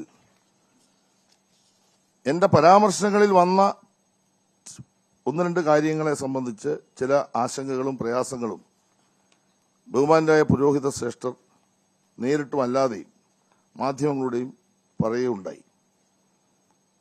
അത് ഏത് വിഷയത്തിലാണ് അവർക്ക് പ്രയാസം ഉണ്ടായെന്ന് എനിക്ക് മനസ്സിലായിട്ടില്ല. എനിക്ക് തോന്നുന്നത് നമ്മുടെ ഈ ഞാൻ സംസാരിച്ച കൂട്ടത്തിൽ ആ വിരുന്നിന്റെ ഭാഗമായി സാധാരണ ക്രൈസ്തവർക്ക് ക്രിസ്മസ് നാളിൽ കൊടുക്കുന്ന ഈ വീഞ്ഞും കേക്കും ആ ഭാഗമായിരിക്കാം, അങ്ങനെ ഒരു ഭാഗമായിരിക്കാം അവർക്ക് പ്രയാസകരമായി തോന്നിയതെന്നാണ് ഞാൻ മനസ്സിലാക്കുന്നത്. അങ്ങനെ അവർക്ക് പ്രയാസകരമായി തോന്നിയിട്ടുണ്ടെങ്കിൽ ആ പറഞ്ഞ വീഞ്ഞിന്റെയും കേക്കിന്റെയും കാര്യം ഞാൻ പിൻവലിക്കാൻ ആഗ്രഹിക്കുകയാണ്. എന്നാൽ വീഞ്ഞും കേക്കിന്റെയും വിഷയമല്ല ഞാൻ ഉന്നയിച്ചത്. ഞാൻ എൻ്റെ വരികളിലൂടെയും എൻ്റെ വാക്കുകളിലൂടെയും ഞാൻ ഉന്നയിച്ചത് ഒരു വലിയ രാഷ്ട്രീയ പ്രശ്നമാണ്. ആ രാഷ്ട്രീയ പ്രശ്നത്തെ നമുക്ക് തമസ്കരിക്കാൻ കഴിയില്ല. ആ രാഷ്ട്രീയ പ്രശ്നം പൊതുസമൂഹത്തിൽ ചർച്ച ചെയ്യപ്പെടണം. ക്രൈസ്തവരിൽ, മുസ്ലിങ്ങളിൽ അടക്കം വന്നിട്ടുള്ള ന്യൂനപക്ഷങ്ങളുടെ ആശങ്ക അത് പൊതുസമൂഹത്തിന്റെ മുമ്പിൽ അവതരിപ്പിക്കുക എന്നതാണ് ഞാൻ ലക്ഷ്യം വെച്ചത്. ഞാനൊരു മതേതരവാദിയാണ്. ഈ രാജ്യത്തെ ഹിന്ദുക്കളും മുസ്ലിങ്ങളും ക്രിസ്ത്യാനികളും എല്ലാം ഒരമ്മ പെറ്റ മക്കളെ പോലെ, ഏകോദര സഹോദരങ്ങളെ പോലെ ജീവിക്കണമെന്ന് ആഗ്രഹിക്കുന്ന ആളാണ് ഞാൻ. അങ്ങനെ ജീവിക്കണമെന്ന് ആഗ്രഹിക്കുന്ന ഒരു മതേതരവാദിയായ എന്നെ സംബന്ധിച്ചിടത്തോളം എനിക്ക് ഉണ്ടായ ആശങ്ക ഞാൻ ഉന്നയിച്ചു. അതെന്റെ വ്യക്തിപരമായ ഒരു അഭിപ്രായം മാത്രമാണ്. അതിലാർക്കെങ്കിലും ഞാൻ പറഞ്ഞ ഭാഗത്ത് ഈ കേക്കിന്റെയും വീഞ്ഞിന്റെയും കാര്യത്തിൽ എന്തെങ്കിലും പ്രയാസമോ വേദന ഉണ്ടെങ്കിൽ ആ ഭാഗം ഞാൻ പിൻവലിക്കുന്നു. എന്നാൽ ഞാൻ പറഞ്ഞ പ്രധാനപ്പെട്ട ഭാഗം, മണിപ്പൂർ പ്രശ്നത്തിൽ ഉന്നയിക്കേണ്ട കാര്യങ്ങൾ ശക്തമായി ഉന്നയിക്കുകയും, അവിടെ ആ പ്രസംഗം മുഴുവൻ ഞാൻ കേട്ടു, ആ പ്രസംഗം മുഴുവൻ എൻ്റെ കയ്യിലുണ്ട്. ആ പ്രസംഗത്തിൽ ഒരു ഭാഗത്തും അവിടെ പങ്കെടുത്തവരാരും ഈ പ്രയാസപ്പെടുന്ന ജനതയുടെ കാര്യം ഉന്നയിച്ചിട്ടില്ല. ആരെയാണ് ഇവരൊക്കെ ഭയപ്പെടുന്നത്? അങ്ങനെ ഭയപ്പെടാൻ പറ്റുമോ? നമ്മുടെ രാജ്യം ഒരു ജനാധിപത്യ രാജ്യമല്ലേ? ആ രാജ്യത്ത് എല്ലാവർക്കും സ്വാതന്ത്ര്യത്തോടുകൂടി ജീവിക്കാൻ കഴിയണ്ടേ? എല്ലാവരുടെയും വിശ്വാസങ്ങളും ആചാരങ്ങളും അനുഷ്ഠാനങ്ങളും പരസ്പര ബഹുമാനത്തോടെ സംരക്ഷിക്കേണ്ടേ? ആ കാര്യമാണ് ഞാൻ അവിടെ സൂചിപ്പിച്ചത്. അതിൽ എൻ്റെ രാഷ്ട്രീയ നിലപാട് ഞാൻ അവിടെ പറഞ്ഞു. അതെൻ്റെ വ്യക്തിപരമായ അഭിപ്രായ പ്രകടനമാണ്. ആ അഭിപ്രായ പ്രകടനം തീർച്ചയായിട്ടും മണിപ്പൂർ പ്രശ്നത്തിൽ ഞാൻ വെക്കുന്ന ഒരു നിലപാട് എന്ന നിലയിൽ കണ്ടാൽ മതി. അതിനപ്പുറത്തേക്ക് ആ പ്രശ്നത്തെ കാണേണ്ട കാര്യമില്ല. ആർക്കെങ്കിലും ആ കാര്യത്തിൽ ഞാൻ ആമുഖമായി ആദ്യം പറഞ്ഞ ഭാഗത്ത് പ്രയാസമുണ്ടെങ്കിൽ ആ ഭാഗം ഞാൻ പിൻവലിക്കുന്നു. അതിൽ ഞാൻ ഖേദവും പ്രകടിപ്പിക്കുന്നു. കാരണം എല്ലാ പുരോഹിത ശ്രേഷ്ഠരോടും എനിക്ക് ബഹുമാനമാണ്. കേരളത്തിലെ മിക്കവാറും എല്ലാ ഈ പറയുന്ന ബിഷപ്സുമാരുമായിട്ടും നല്ല വ്യക്തിബന്ധമുള്ള ആളാണ്. അവരെ ഒന്നും മോശപ്പെടുത്താൻ ഒരു ഘട്ടത്തിലും ഞാൻ ശ്രമിച്ചിട്ടില്ല, ശ്രമിക്കുകയുമില്ല. അവർക്ക് അങ്ങനെ ഒരു ആശങ്കയും വേണ്ട. ഇടതുപക്ഷ ജനാധിപത്യ മുന്നണി ഗവൺമെന്റിന്റെ പ്രതിനിധി എന്ന നിലയിൽ കേരളത്തിലെ ന്യൂനപക്ഷങ്ങളുടെ താല്പര്യം സംരക്ഷിക്കേണ്ട ഉത്തരവാദിത്തം ഞങ്ങൾക്കുണ്ട്. ആ ഉത്തരവാദിത്തം നിർവഹിക്കുന്ന ഒരു മന്ത്രി കൂടിയാണ് ഞാൻ. ഒരു സംശയക്കാര്യത്തിൽ വേണ്ട, അതിന്റെ ആശങ്കയും വേണ്ട. എന്നാൽ ആരെയിലുമൊക്കെ ഭയപ്പെട്ട് കീഴ്പ്പെട്ടു പോവുക എന്ന സമീപനത്തോട് നമുക്ക് പോകാൻ കഴിയത്തില്ല. അത്തരം കാര്യങ്ങൾ പ്രതികരിക്കേണ്ട സമയങ്ങളിൽ പ്രതികരിക്കണം. അതൊരു സമൂഹത്തിന്റെ നിലനിൽപ്പിന്റെ കാര്യം കൂടി എന്ന താല്പര്യത്തിലാണ് ഞാനത് വിശദീകരിച്ചത്. ഇത് സംബന്ധിച്ചിടത്തോളം ഇപ്പോൾ നമ്മുടെ നാട്ടിൽ പ്രതിപക്ഷ നേതാവ് ഇതങ്ങോട്ട് പറഞ്ഞു വെച്ചെങ്കിൽ രാഷ്ട്രീയമായി അങ്ങ് കൈകാര്യം ചെയ്യാം. എന്താണ് പ്രതിപക്ഷ നേതാവിന്റെ മണിപ്പൂർ പ്രശ്നത്തിൽ പറ്റിയുള്ള നിലപാട് അദ്ദേഹം വ്യക്തമാക്കണം. ഞാൻ പറഞ്ഞ വീഞ്ഞും കേക്ക് ഞാൻ അങ്ങ് പിൻവലിച്ചല്ലോ. മണിപ്പൂർ പ്രശ്നത്തെ പറ്റിയുള്ള പ്രതിപക്ഷ നേതാവിന്റെ പാർട്ടിയുടെ അഭിപ്രായം അദ്ദേഹം പറയട്ടെ. ഇത്രയും ജനങ്ങൾ കൊല്ലപ്പെട്ട്, ഇത്രയും ആളുകൾ അവിടെ പലായനം ചെയ്യപ്പെട്ട് ഭവനങ്ങൾ തകർന്നിട്ട് ഈ പ്രശ്നത്തിൽ കേരളത്തിലെ കോൺഗ്രസ് പാർട്ടി ഒരക്ഷരം BJPക്കെതിരെ മിണ്ടിയോ? ഞാൻ പറഞ്ഞ പ്രശ്നത്തിന്റെ പ്രധാന ഭാഗം മാറ്റിവെച്ചിട്ട് ഞാൻ ആരെയും ആക്ഷേപിച്ചു എന്ന് പറഞ്ഞിട്ട് ഈ പ്രശ്നത്തെ എന്തിനാണ് തമസ്കരിക്കുന്നത്? ഈ പ്രശ്നത്തിൽ എന്താണ് പ്രതിപക്ഷ നേതാവിന്റെ നിലപാട്? അത് പറയുന്നില്ല. അത് പറയാതെ അദ്ദേഹത്തെ പിണറായി വിജയൻ, കേരളത്തിന്റെ പ്രിയപ്പെട്ട മുഖ്യമന്ത്രി, എന്നെ ഏതോ ചുമതലപ്പെടുത്തിയിട്ട് ആക്ഷേപിച്ചുകൊണ്ടിരിക്കുകയാണെന്നാണ് പറയുന്നത്. ഞാൻ അദ്ദേഹത്തെ ആക്ഷേപിച്ചിട്ടില്ല വ്യക്തിപരമായിട്ട്. അദ്ദേഹം വ്യക്തിപരമായിട്ട് എല്ലാവരും ആക്ഷേപിക്കുന്നുണ്ട്.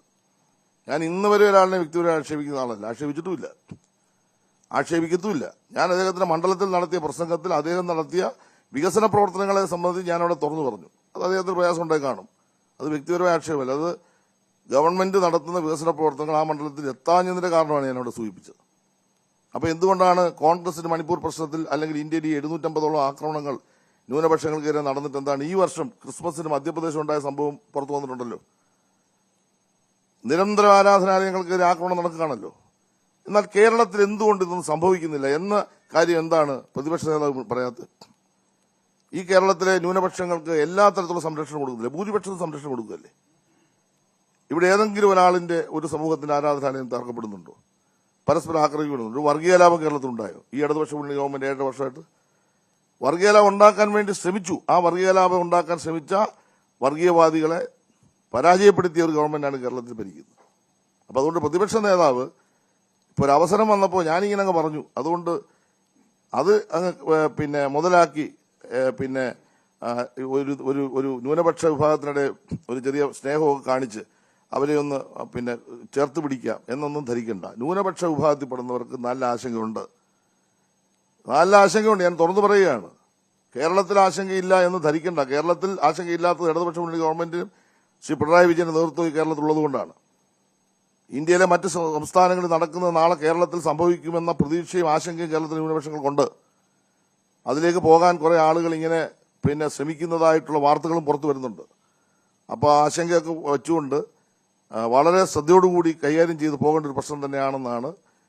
അതിൽ കോൺഗ്രസിന്റെയും പ്രതിപക്ഷ നേതാവിന്റെയും നിലപാട് പറയാതെ എന്നെ ആക്ഷേപിക്കുന്ന സമീപനം ശരിയല്ല. സാംസ്കാരിക മന്ത്രി എന്ന നിലയിൽ ഞാൻ പറഞ്ഞത് വലിയ മഹാഭാവമാണ് എന്ന ധാരണയൊന്നും എനിക്കില്ല. ഞാൻ പറഞ്ഞത് കേരളത്തിന്റെ ഒരു പൊതുപ്രശ്നം, രാജ്യത്തിന്റെ ഒരു പൊതുപ്രശ്നം പറഞ്ഞു. അതിലെ പറഞ്ഞ കാര്യത്തിൽ ഒരു മാറ്റം വരുത്താൻ ഉദ്ദേശിക്കുന്നില്ല. അത് ഞാൻ ഉറച്ചു നിൽക്കുകയാണ്. പിന്നെ നമ്മുടെ കേന്ദ്രമന്ത്രി അദ്ദേഹം ഇപ്പൊ 2 ദിവസമായി നിരന്തരം പ്രസ്താവന നടത്തുന്നത്. ഞാൻ വിചാരിച്ചത് മറുപടി പറയേണ്ടതെന്നാണ്. എന്റെ ചരിത്രമൊക്കെ അദ്ദേഹം കഴിഞ്ഞ ദിവസം വിശദീകരിക്കുന്നത്. ഞാൻ ആരുടെയും ചരിത്രമൊന്നും പറയാൻ ഉദ്ദേശിക്കുന്നില്ല. എന്താണ് അദ്ദേഹത്തിന് ഇതിനകത്തുനിന്ന് മുതലെടുക്കാനുള്ള ആഗ്രഹം? സജി ചെറിയാൻ ഇങ്ങനെ ഒരു വാക്ക്, ഒരു സ്റ്റേറ്റ്മെന്റ് പറഞ്ഞപ്പോൾ അത് വെച്ചുകൊണ്ട് BJPക്ക് എന്തെങ്കിലും ഗുണം കേരളത്തിൽ ന്യൂനപക്ഷ വിഭാഗത്തിനിടെ കിട്ടുമോ? ഇവിടെ മുസ്ലിമിനെ അകറ്റി നിർത്തി ക്രിസ്ത്യാനിയെ പിടിക്കാൻ കഴിയുമോ എന്ന രാഷ്ട്രീയമാണ് കേരളത്തിലെ സംഘപരിവാർ ഇപ്പോൾ നടപ്പാക്കിക്കൊണ്ട് ഉദ്ദേശിക്കുന്നത്. മുസ്ലിമിനെതിരായിട്ടുള്ള വലിയ വികാരങ്ങൾ, കള്ളത്തരങ്ങൾ കേരളത്തിലെ എല്ലാ ക്രൈസ്തവ ഭവനങ്ങളും നടന്നു പറയല്ലേ? അതല്ലേ വസ്തുത? അത് പറഞ്ഞിട്ട് ആ വിഭാഗത്തിനെതിരായി ഇവിടെ ക്രൈസ്തവ ന്യൂനപക്ഷത്തെ എങ്ങനെ കൂടെ നിർത്താൻ പറ്റും? അതിനുവേണ്ടി നടത്തുന്ന രാഷ്ട്രീയ നീക്കം, ആ നീക്കത്തെ തടയുന്ന ഒരു പ്രസ്താവനയാണ് എന്റേത്. അത് മനസ്സിലായിട്ടുണ്ട് കേന്ദ്രമന്ത്രിക്ക്. ആ പ്രസ്താവന നന്നായിട്ട് അദ്ദേഹത്തിന് കൊണ്ടിട്ടുണ്ടെന്നുള്ളത് കൊണ്ടാണ് അദ്ദേഹം 2 ദിവസമായി കേന്ദ്രമന്ത്രി, സാധാരണ കേന്ദ്രമന്ത്രി ഒരു പ്രസ്താവനയൊക്കെ ഇറക്കാവൂ, ഒന്നിൽ കൂടുതൽ പ്രസ്താവന ഇറക്കേണ്ട കാര്യമില്ല. ഇപ്പൊ 2 ദിവസമായി അദ്ദേഹം നിരന്തരം പ്രസ്താവന ഇറക്കുന്നതിന്റെ പിന്നിൽ അദ്ദേഹത്തിന്റെ പാർട്ടിയുടെ തന്ത്രം കേരളത്തിൽ പൊളിഞ്ഞ ഒരു അധ്യായമായി മാറി എന്ന ഒരു ധാരണ അദ്ദേഹത്തിന് മനസ്സിലായി. അപ്പൊ എന്റെ സ്റ്റേറ്റ്മെന്റ് കൊണ്ടിട്ടുണ്ട്. അപ്പൊ ഇനി അത് കുറെ കൂടി കൊള്ളും. അതുകൊണ്ട് കേരളത്തിലെ ന്യൂനപക്ഷങ്ങളെ തെറ്റിദ്ധരിപ്പിച്ച് അല്ലെങ്കിൽ അവരുടെ ഇടയിൽ കള്ളത്തരം പ്രചരിപ്പിച്ച് തങ്ങൾക്കൊപ്പം അടുപ്പിച്ച് ഏതെങ്കിലും ഒരു സന്ദർഭത്തിൽ അധികാര രാഷ്ട്രീയം കൈയാളാം എന്ന ഒരു ദീർഘകാലത്തെ ഒരു പദ്ധതി കേരളത്തിൽ ഇവർ രൂപപ്പെടുത്തിയതിന്റെ ഭാഗമായിട്ട് കൂടി ചില നീക്കങ്ങൾ കേരളത്തിൽ ഇപ്പോൾ ആരംഭിച്ചിട്ടുണ്ട്. അത് തിരിച്ചറിയേണ്ടവർ തിരിച്ചറിയണമെന്ന അർത്ഥത്തിൽ കൂടിയാണ് ഞാൻ ആ പ്രസ്താവന നടത്തിയിട്ടുള്ളത്. അത് മനസ്സിലാക്കേണ്ടവർക്കെല്ലാം മനസ്സിലായിട്ടുണ്ട്. അവരവരുടെ പ്രയാസവും വേദനയൊക്കെ പറഞ്ഞുകൊണ്ട് ഞാൻ പറയുകയാണ്, അതിലൊന്നും ഒരു വേദനയും പ്രയാസവും വേണ്ട. നമ്മൾ തിരിച്ചറിയേണ്ടവരൊക്കെ തിരിച്ചറിയണം. അത്തരം കാര്യങ്ങൾ ജാഗ്രത ഉണ്ടാകണമെന്നുള്ളതാണ് ഞാൻ നടത്തിയ പ്രസ്താവനയുടെ ഭാഗമായി പറയുന്നത്. ഒരിക്കൽ കൂടി പറയുന്നു, ബഹുമാന്യായ കത്തോലിക്ക ബിഷപ്പ് സമിതിയുടെ പ്രസിഡന്റ് ക്ലിമീസ് തിരുമേനി എനിക്ക് വളരെ പ്രിയപ്പെട്ട ആളാണ്. ബാബ തിരുമേനി എനിക്ക് ഏറ്റവും പ്രിയപ്പെട്ട ആളാണ്. അദ്ദേഹത്തിന്റെ ഒരു സ്റ്റേറ്റ്മെന്റ് ഇപ്പോൾ കണ്ടു. അദ്ദേഹമാണ് ഇപ്പോൾ ഈ സ്റ്റേറ്റ്മെന്റ് പറഞ്ഞിരിക്കുന്നത്. സജി ചെറിയാൻ ഇങ്ങനെ സാംസ്കാരിക മന്ത്രി അദ്ദേഹം പറഞ്ഞ പ്രസ്താവനയിൽ ഞങ്ങളെ വേദനിപ്പിച്ച ഭാഗം പിൻവലിക്കണം എന്ന് അദ്ദേഹം പറഞ്ഞു. അതുകൊണ്ട് പിന്നെ ഞങ്ങളല്ലാതെ സഹകരിക്കില്ല. അവരെല്ലാം സഹകരിച്ചുകൊണ്ടിരിക്കുന്നവരാണ്, സഹകരിക്കുകയും വേണം. ഞാൻ നിമിത്തം ആരും സഹകരിക്കാതിരിക്കേണ്ട. ഞാൻ ആ ഭാഗം പ്രിയപ്പെട്ട ക്ലെമീസ് തിരുമേനി പറഞ്ഞതിൻ്റെ ഭാഗമായി ഈ വീഞ്ഞും പിന്നെ നമ്മുടെ കേക്കിൻ്റെ ഭാഗം ഞാൻ പിൻവലിച്ചു. ആ രണ്ടാമത്തെ ഭാഗം പിൻവലിക്കുന്നുമില്ല, അത് ഉറച്ചു നിൽക്കുന്നു. അതിനെപ്പറ്റി നല്ല ചർച്ച നടക്കണം. ഇനി ഒരു കാര്യം കൂടെ പറയാം. ഈ പ്രശ്നത്തെ ചില മാധ്യമങ്ങൾ, ചുരുക്കം മാധ്യമങ്ങൾ, ഇതിനെ ഒരു രാഷ്ട്രീയ പ്രശ്നമായി കാണാതെ എന്നെ വ്യക്തിപരമായി എന്നെ ആക്ഷേപിക്കുന്ന തരത്തിലുള്ള ചില നിലപാടുകളും ഇന്നലത്തെ ചില മാധ്യമങ്ങൾ സ്വീകരിച്ചേ കണ്ടു. അത് കുറച്ച് നാളായി ചില മാധ്യമങ്ങൾ അങ്ങനെ നിലപാടുകൾ സ്വീകരിക്കുന്നത് എന്തിനാണെന്ന് എനിക്ക് മനസ്സിലായിട്ടില്ല. ഞാനൊരു മാധ്യമത്തിനും എതിരല്ല, അത് ശരിയായ രീതിയല്ല. ഞാൻ ഇതിനിടയ്ക്ക് നടത്തിയിട്ടുള്ള പല പരാമർശങ്ങളും ഇടയ്ക്കിടയ്ക്ക് ഇങ്ങനെ കാണിച്ച് ഇക്കിളിപ്പെടുത്തേണ്ട കാര്യമില്ല. അത് ഞാൻ പറയുന്നതിനൊക്കെ പിന്നിൽ എന്തെങ്കിലും ഒരു രാഷ്ട്രീയ വികാരമുണ്ട്, അല്ലെങ്കിൽ അതിൻ്റെ പിന്നിൽ ഒരു സംഗതി കാണും. അത് നിങ്ങൾക്ക് കാലം കഴിയുമ്പോൾ മനസ്സിലായിക്കോളും. ഞാൻ അറിവില്ലാതെ പറയുന്ന കാര്യമൊന്നുമില്ലല്ലോ, അറിഞ്ഞുകൊണ്ട് തന്നെ പറയുന്ന കാര്യങ്ങളാണ് ഇതൊക്കെ. അല്ല അറിയാതെ പറയുന്ന കാര്യം, അതിനൊക്കെ മാനങ്ങൾ ഉണ്ടല്ലോ, അത് നിങ്ങൾ മനസ്സിലാക്കണം. അപ്പം ചില മാധ്യമങ്ങൾ വ്യക്തിപരമായി ഏതോ വിരോധം തീർക്കുന്ന രൂപത്തിൽ വൈകിട്ടത്തെ ചർച്ചയിൽ അവർക്ക് ഇഷ്ടപ്പെടുന്ന 3-4 പേരെയൊക്കെ വിളിച്ചു തെറ്റി പേഴ്സണലായിട്ട് ആക്രമിക്കുന്ന രീതി അവസാനിപ്പിക്കണം. ഇതാണ് ഈ കാര്യത്തെ സംബന്ധിച്ച് എൻ്റെ നിലപാട്. BJPയുടെ ഹിന്ദുത്വ രാഷ്ട്രീയത്തിനെതിരായി എന്ത് നഷ്ടപ്പെട്ടാലും മരിക്കുന്നവരെ പോരാടും. ആ രാഷ്ട്രീയമാണ് സജി ചെറിയാന്റെ രാഷ്ട്രീയമെന്ന് നിസ്സംശയം പറയാൻ ഞാൻ ആഗ്രഹിക്കുകയാണ്. അത് ഒരു വെള്ളവും ചേർക്കുന്ന പ്രശ്നം ഉദിക്കുന്നില്ല. അതിൻ്റെ കൂടെ ചേരാനോ വെള്ളം ചേർക്കാനോ ആരെങ്കിലും ശ്രമിച്ചാൽ അവർക്കെതിരായിട്ടുള്ള നിലപാടാണ് എൻ്റെ രാഷ്ട്രീയ നിലപാട്. അതാണ് എൻ്റെ പദങ്ങളിലൂടെ വന്നിട്ടുള്ളത്. പിന്നെ ഒരു പദം പ്രയോഗിക്കുമ്പോൾ സ്വാഭാവികമായിട്ടും അതിൻ്റെതായ അർത്ഥതലങ്ങളിലേക്ക് പോകുമല്ലോ. ഇവിടെ ഈ ഒരു പദമാണല്ലോ നിങ്ങൾക്കെല്ലാം ഈ വിഷയം ചർച്ച ചെയ്യാൻ വന്ന ഒരു സാഹചര്യം ഉണ്ടായത്. അതുകൊണ്ടായിരിക്കാം നിങ്ങളെല്ലാം ചർച്ച ചെയ്തത്. ആ പദത്തിൽ ഞാൻ പറഞ്ഞ കാര്യത്തിൽ ആർക്കെങ്കിലും പ്രയാസമോ എന്തെങ്കിലും ബുദ്ധിമുട്ടോ ഉണ്ടായിട്ടുണ്ടെങ്കിൽ ആരെയും അവമാനിക്കാനല്ല, ഒരു പുരോഹിത ശ്രേഷ്ഠയും ഞാൻ ഒരു മതത്തിൻ്റെ നേതാക്കന്മാരെ ഞാൻ അവമാനിച്ചിട്ടില്ല, അവമാനിക്കത്തുമില്ല. അവരുടെ എല്ലാം നന്മയേറിയ പ്രവർത്തനങ്ങളെ അങ്ങേയറ്റം സഹായിക്കുന്ന ആളാണ് ഞാൻ. എന്നാൽ ഇത്തരം പ്രശ്നങ്ങൾ പൊതുസമൂഹത്തിൽ ചർച്ച ചെയ്യപ്പെടണം. ആ നിലപാടിൽ തന്നെയാണ് ഞാൻ ഉറച്ചിരിക്കുന്നത്. നിങ്ങളോട് പറയാനാണ് ഈ യോഗം വിളിച്ചത്.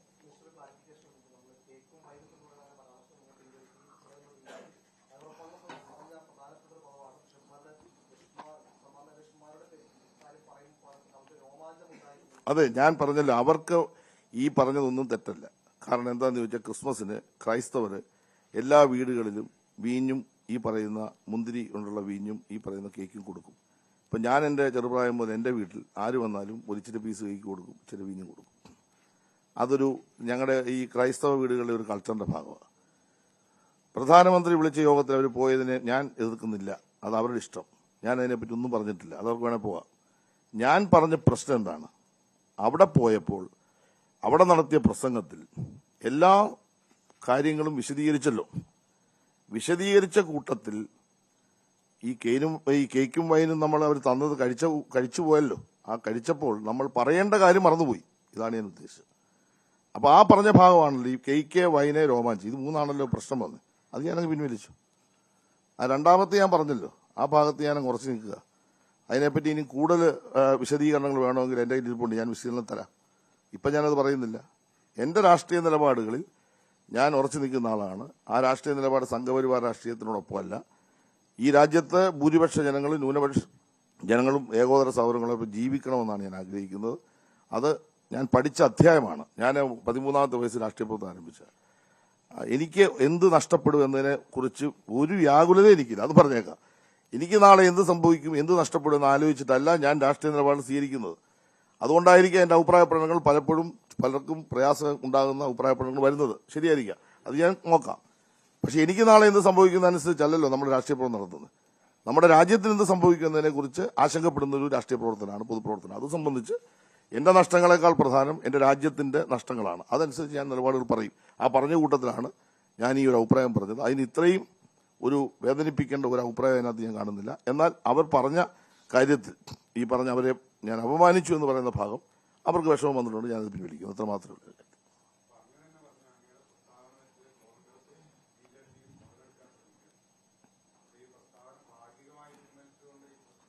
ഭാഗികമായി ഞാൻ പിൻവലിച്ചിട്ടില്ല. ആര് പറഞ്ഞു പിൻവലിച്ചു? അതിൽ പിൻവലിച്ച് അവർക്ക് പ്രയാസം ഉണ്ടായി എന്ന് അവർ വ്യക്തിപരമായി എന്നോട് പറഞ്ഞ ഭാഗമാണ് ഈ പറഞ്ഞ ഈ കേക്കും വൈനിൻ്റെ ഭാഗം. അതവർക്ക് പ്രയാസം ഉണ്ടാകേണ്ട കാര്യമില്ല. അവർക്കുണ്ടായിട്ടുണ്ടെങ്കിൽ ഞാനത് പിൻവലിക്കുന്നത് പറഞ്ഞുള്ളൂ. അല്ല, ഞാൻ എൻ്റെ പ്രസ്താവനയൊന്നും പിൻവലിച്ചിട്ടില്ല.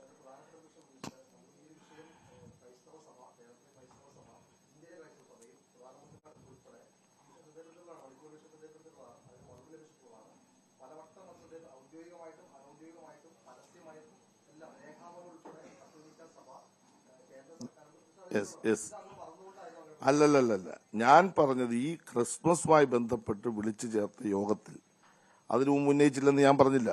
കേരളത്തിലെ എല്ലാ സഭകളും, ഇന്ത്യയിലെ എല്ലാ സഭകളും ഈ പ്രശ്നം ഗവൺമെന്റ് ശ്രദ്ധയിൽ വന്നിട്ടുണ്ട്. പ്രധാനമന്ത്രി സന്ദർശിക്കണമെന്ന് പറഞ്ഞിട്ടുണ്ട്. പാർലമെന്റ് സ്റ്റേറ്റ്മെന്റ് നടത്തുന്നു പറഞ്ഞു. ഇത് നടന്നില്ല, അത് വേറെ കാര്യം. അവരുടെ പ്രതിഷേധം രേഖപ്പെടുത്തിയിട്ടുണ്ടെന്ന് ഞാൻ പറഞ്ഞില്ല. ഞാൻ പറഞ്ഞത് ക്രിസ്മസിന് നടത്തിയ പ്രധാനമന്ത്രിയുടെ യോഗത്തിൽ നടത്തിയ പ്രസംഗത്തിൽ ഈ പരാമർശം നടത്താൻ പറ്റുമായിരുന്നു. കാരണം പ്രധാനമന്ത്രിയുമായി ഫേസ് ടു ഫേസ് നമ്മൾ സംസാരിക്കുന്ന നല്ലൊരു വേദി, ആ വേദിയിൽ അത് പറഞ്ഞില്ല എന്ന് മാത്രമേ ഞാൻ പറഞ്ഞുള്ളൂ. അത് ആരെയും പ്രയാസപ്പെടുത്താൻ, അത് പറയേണ്ടതായിരുന്നു എന്നാണ് എൻ്റെ നിലപാട്. അത് പറയേണ്ടതല്ല എന്ന് അവർ പറഞ്ഞാൽ ഞാൻ ആ കാര്യം അന്നേരം ആലോചിക്കാം.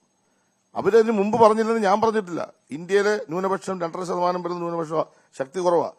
അവർക്ക് പറയുന്ന ലിമിറ്റേഷൻസ് ഉണ്ടെന്ന് എനിക്കറിയാം. പക്ഷെ അവർ പറയേണ്ട ഒരു കാര്യം പറയാൻ കഴിയുന്ന നല്ലൊരു സന്ദർഭത്തിൽ പറഞ്ഞില്ല. അന്നേരം പറഞ്ഞിരുന്നെങ്കിൽ അത് ഹൈലൈറ്റ് ചെയ്ത് വന്നേനെ. നമുക്ക് ഈ രാജ്യത്തെ ജനങ്ങൾക്കിടയിൽ ആത്മവിശ്വാസം ഉണ്ടായേനെ. ഇന്ത്യയുടെ പ്രധാനമന്ത്രി മുമ്പിൽ അവിടെ പോയ ബഹുമാന്യായ പുരോഹിത ശ്രേഷ്ഠത അവതരിപ്പിച്ചു, ബിഷപ്സ് ഇത് പറഞ്ഞു എന്നൊരു ആത്മവിശ്വാസം കിട്ടിയേനെ. അത് കിട്ടിയില്ല എന്നാണ് ഞാൻ പറഞ്ഞത്.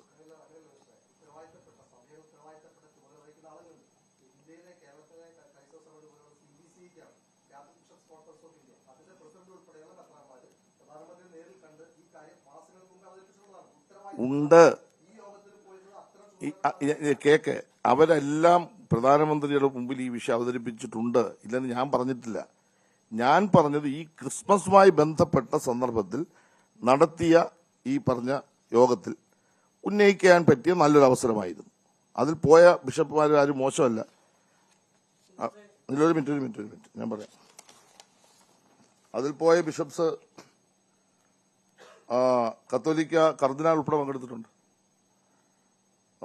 ബിഷപ്സ് പങ്കെടുത്തിട്ടുണ്ട്, പ്രധാനപ്പെട്ട പരിതപ്രജ്ഞരായ നേതാക്കന്മാർ അതിൽ പങ്കെടുത്തിട്ടുണ്ട്. ആ പങ്കെടുത്തവരിൽ ആരെങ്കിലും ഒരാൾ ഞങ്ങളുടെ വേദനയും പ്രയാസവും ഇങ്ങനെയൊക്കെ ഉണ്ട്, ഈ 750ഓളം ആക്രമണങ്ങൾ കഴിഞ്ഞ ഒരു വർഷം ഇന്ത്യ നടന്നിട്ടുണ്ട്, ഞങ്ങൾക്ക് ആശങ്കയുണ്ട് എന്ന് പറയേണ്ടതായിരുന്നു എന്ന് ഒരു മതേതരവാദിയായ ഞാൻ ഉന്നയിച്ചത് മാത്രമേ ഉള്ളൂ. ഞാൻ അവരെ മോശപ്പെടുത്താനല്ല, ലാഭം അങ്ങനെ കണ്ടാൽ മതി.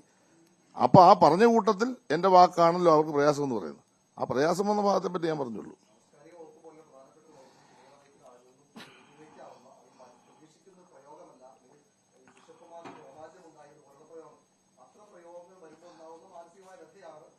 അതെ, ഞാൻ പറഞ്ഞല്ലോ അങ്ങനെ അവർക്ക് പ്രയാസകരമായ പദമാണ്. ഞാനത് പിൻവലിച്ചു. ആ പദത്തെ സംബന്ധിച്ചാണ് തർക്കം. അത് അവർക്കത് പ്രയാസം ഉണ്ടായി, ആയിക്കോട്ടെ, അതവർ പറഞ്ഞപ്പോൾ ഞാൻ പിൻവലിക്കുന്നു. അതുകൊണ്ട് എൻ്റെ നിലപാടിൽ ഞാൻ പിൻവലിക്കേണ്ട കാര്യമില്ല. ആ അഭിപ്രായം ഞാൻ നിൽക്കുന്നു, അത്രേ ഉള്ളൂ. ഇല്ല, ഞാൻ എൻ്റെ അടുക്കൽ ആരും നിർദ്ദേശിച്ചിട്ടില്ല. എൻ്റെ വ്യക്തിപരമായ നിലപാടുകൾ ഞാൻ പറയുന്നു. ഞാനൊരു നിലപാടിൽ നിന്ന് എൻ്റെ രാഷ്ട്രീയ നിലപാടിൽ ഞാൻ മാറുന്നില്ല. ഞാൻ എൻ്റെ രാഷ്ട്രീയ നിലപാട് പറഞ്ഞു. അതിനെ വേറൊരു സ്വഭാവത്തിലേക്ക് കാണേണ്ടതില്ല.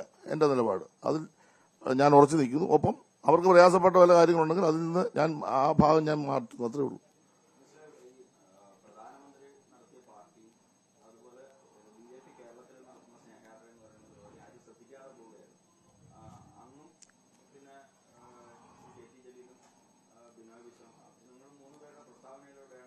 ആരാ പറഞ്ഞ് ശ്രദ്ധിച്ചില്ലെന്ന്?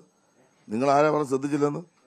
നിങ്ങൾ കേക്ക് ഒരു നിലയ്ക്കൽ ഭദ്രാസനത്തിന്റെ സെക്രട്ടറി അച്ഛൻ അടക്കം BJP-യിലേക്ക് പോയ വാർത്ത നിങ്ങൾ വായിച്ചില്ലേ? ഇത് ശ്രദ്ധിച്ചില്ല? നിങ്ങളോട് ആരാ പറഞ്ഞ്? കേരളത്തിൽ ഒരു പ്രത്യേക രാഷ്ട്രീയ കൈകാര്യം ചെയ്യാൻ ഉദ്ദേശിച്ചിട്ടുണ്ടെന്നുള്ളത് വ്യക്തമാണ്. ഞങ്ങൾ അതിന്റെ ഭാഗമായിട്ടൊന്നും ഭയപ്പെടുകയില്ല. കാരണം കേരളത്തിലെ ന്യൂനപക്ഷങ്ങളൊന്നും അവരുടെ പോകത്തില്ല, അങ്ങനൊന്നും പോകത്തുമില്ല. പക്ഷേ ന്യൂനപക്ഷങ്ങളെ ഒരു ഭാഗത്ത് ആക്രമിക്കുകയും മറുഭാഗത്ത് അവർക്ക് കൈക്ക് മേടിച്ച് കൊടുക്കുകയും ചെയ്യുന്ന സമീപനത്തെയാണ് ഞാൻ ചോദ്യം ചെയ്തത്. അതാണ് എൻ്റെ വസ്തുത. കേരളത്തിലെ വീടുകളെല്ലാം കൈക്കൊണ്ട് കൊടുക്കുകയല്ലേ.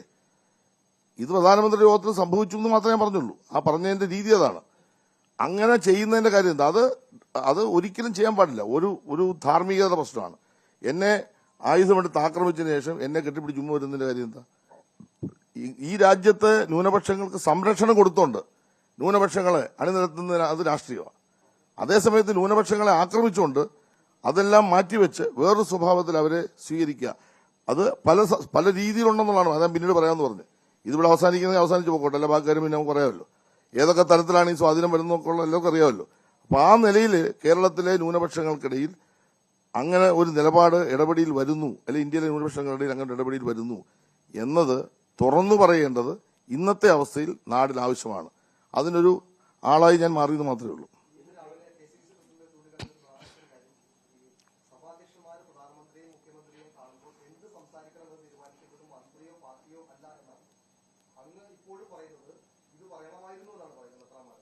അതവർ പറഞ്ഞില്ലല്ലോ. അതവർ പറഞ്ഞത് അത് പറയേണ്ടെന്ന് തീരുമാനിച്ചുകൊണ്ടല്ലേ പറയുന്നത്. അത് അവർ എന്ത് പറയണമെന്ന് അവർ തീരുമാനിക്കണം. ഞാൻ എൻ്റെ അഭിപ്രായം പറഞ്ഞു, അവരത് പറയണമായിരുന്നു എന്നാണ് എൻ്റെ അഭിപ്രായം. അവർ പറഞ്ഞില്ലെങ്കിൽ അത് പറയണ്ട. ആ അവസരത്തിൽ അത് പറയാമായിരുന്നു, അവർ പറഞ്ഞില്ല. മുഖ്യമന്ത്രി പങ്കെടുത്ത പ്രഭാത യോഗങ്ങളിൽ ധാരാളം പുരോഹിതന്മാർ, സമുദായ നേതാക്കന്മാർ പങ്കെടുത്തു. അവരുടെ അഭിപ്രായങ്ങളെല്ലാം ഓപ്പണായി പറഞ്ഞു. കാഞ്ഞിരപ്പള്ളി ബിഷപ്പിന്റെ അഭിപ്രായങ്ങൾ 8 or 10 കാര്യം ഗവൺമെന്റിന് ഉള്ള പ്രതിഷേധം ഉൾപ്പെടെ രേഖപ്പെടുത്തിക്കൊണ്ട് പറഞ്ഞു. അല്ല, അതെല്ലാം പറഞ്ഞു. അല്ല, അവർ പറഞ്ഞു. അവരുടെ ആവശ്യങ്ങളെല്ലാം ഉന്നയിച്ചു. അല്ല, പദപ്രയോഗമല്ലല്ലോ ഞാൻ പറഞ്ഞത്. അത് പ്രധാനമന്ത്രിയോട് പോയി മോശമായി പറയണമെന്നല്ലോ പറഞ്ഞത്. അത് അവർ അവതരിപ്പിക്കാമായിരുന്നു എന്ന് മാത്രമേ ഞാൻ പറഞ്ഞുള്ളൂ. ഇല്ലില്ല, അവർക്ക് വേദന ഉണ്ടായതായിട്ടാണല്ലോ അവരുടെ.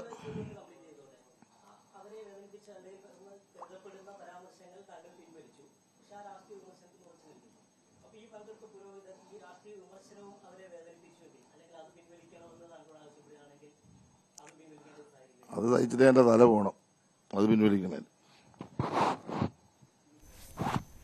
ബിഷപ്പുമാർക്കെതിരായി നടത്തിയ വിവാദ പ്രസ്താവനയിൽ വിശദീകരണം നൽകുകയായിരുന്നു മന്ത്രി സജി ചെറിയാൻ. രാഷ്ട്രീയ നിലപാടിൽ ഉറച്ചു നിൽക്കുന്നതായി അദ്ദേഹം നയം വ്യക്തമാക്കുകയാണ്. കേക്ക്, വീഞ്ഞ് പരാമർശം മാത്രം പിൻവലിക്കുന്നുവെന്നും സജി ചെറിയാൻ പറയുന്നു. പ്രധാനമന്ത്രിയുമായി നടത്തിയ ക്രിസ്മസ് വിരുന്നിൽ ബിഷപ്പുമാർക്ക് മണിപ്പൂർ വിഷയത്തിലെ ആശങ്കകൾ ഉന്നയിക്കാമായിരുന്നു. അതാണ് താൻ ഉദ്ദേശിച്ചതെന്ന് മന്ത്രി പറയുന്നു. അക്രമങ്ങൾക്ക് നേതൃത്വം കൊടുത്തവരെ ആശങ്കകൾ അറിയിക്കേണ്ട സാഹചര്യമുണ്ടെന്ന് ആ ബോധ്യമുള്ളതുകൊണ്ടാണ് അങ്ങനെ ഒരു പ്രസംഗം നടത്തിയതെന്നാണ് സജി ചെറിയാൻ പറഞ്ഞത്. എന്നാൽ പ്രസംഗത്തിൽ വന്ന ചില കാര്യങ്ങൾ ക്രൈസ്തവ നേതൃത്വത്തിന് പ്രയാസമുണ്ടാക്കിയെങ്കിൽ അത് പിൻവലിക്കുന്നു.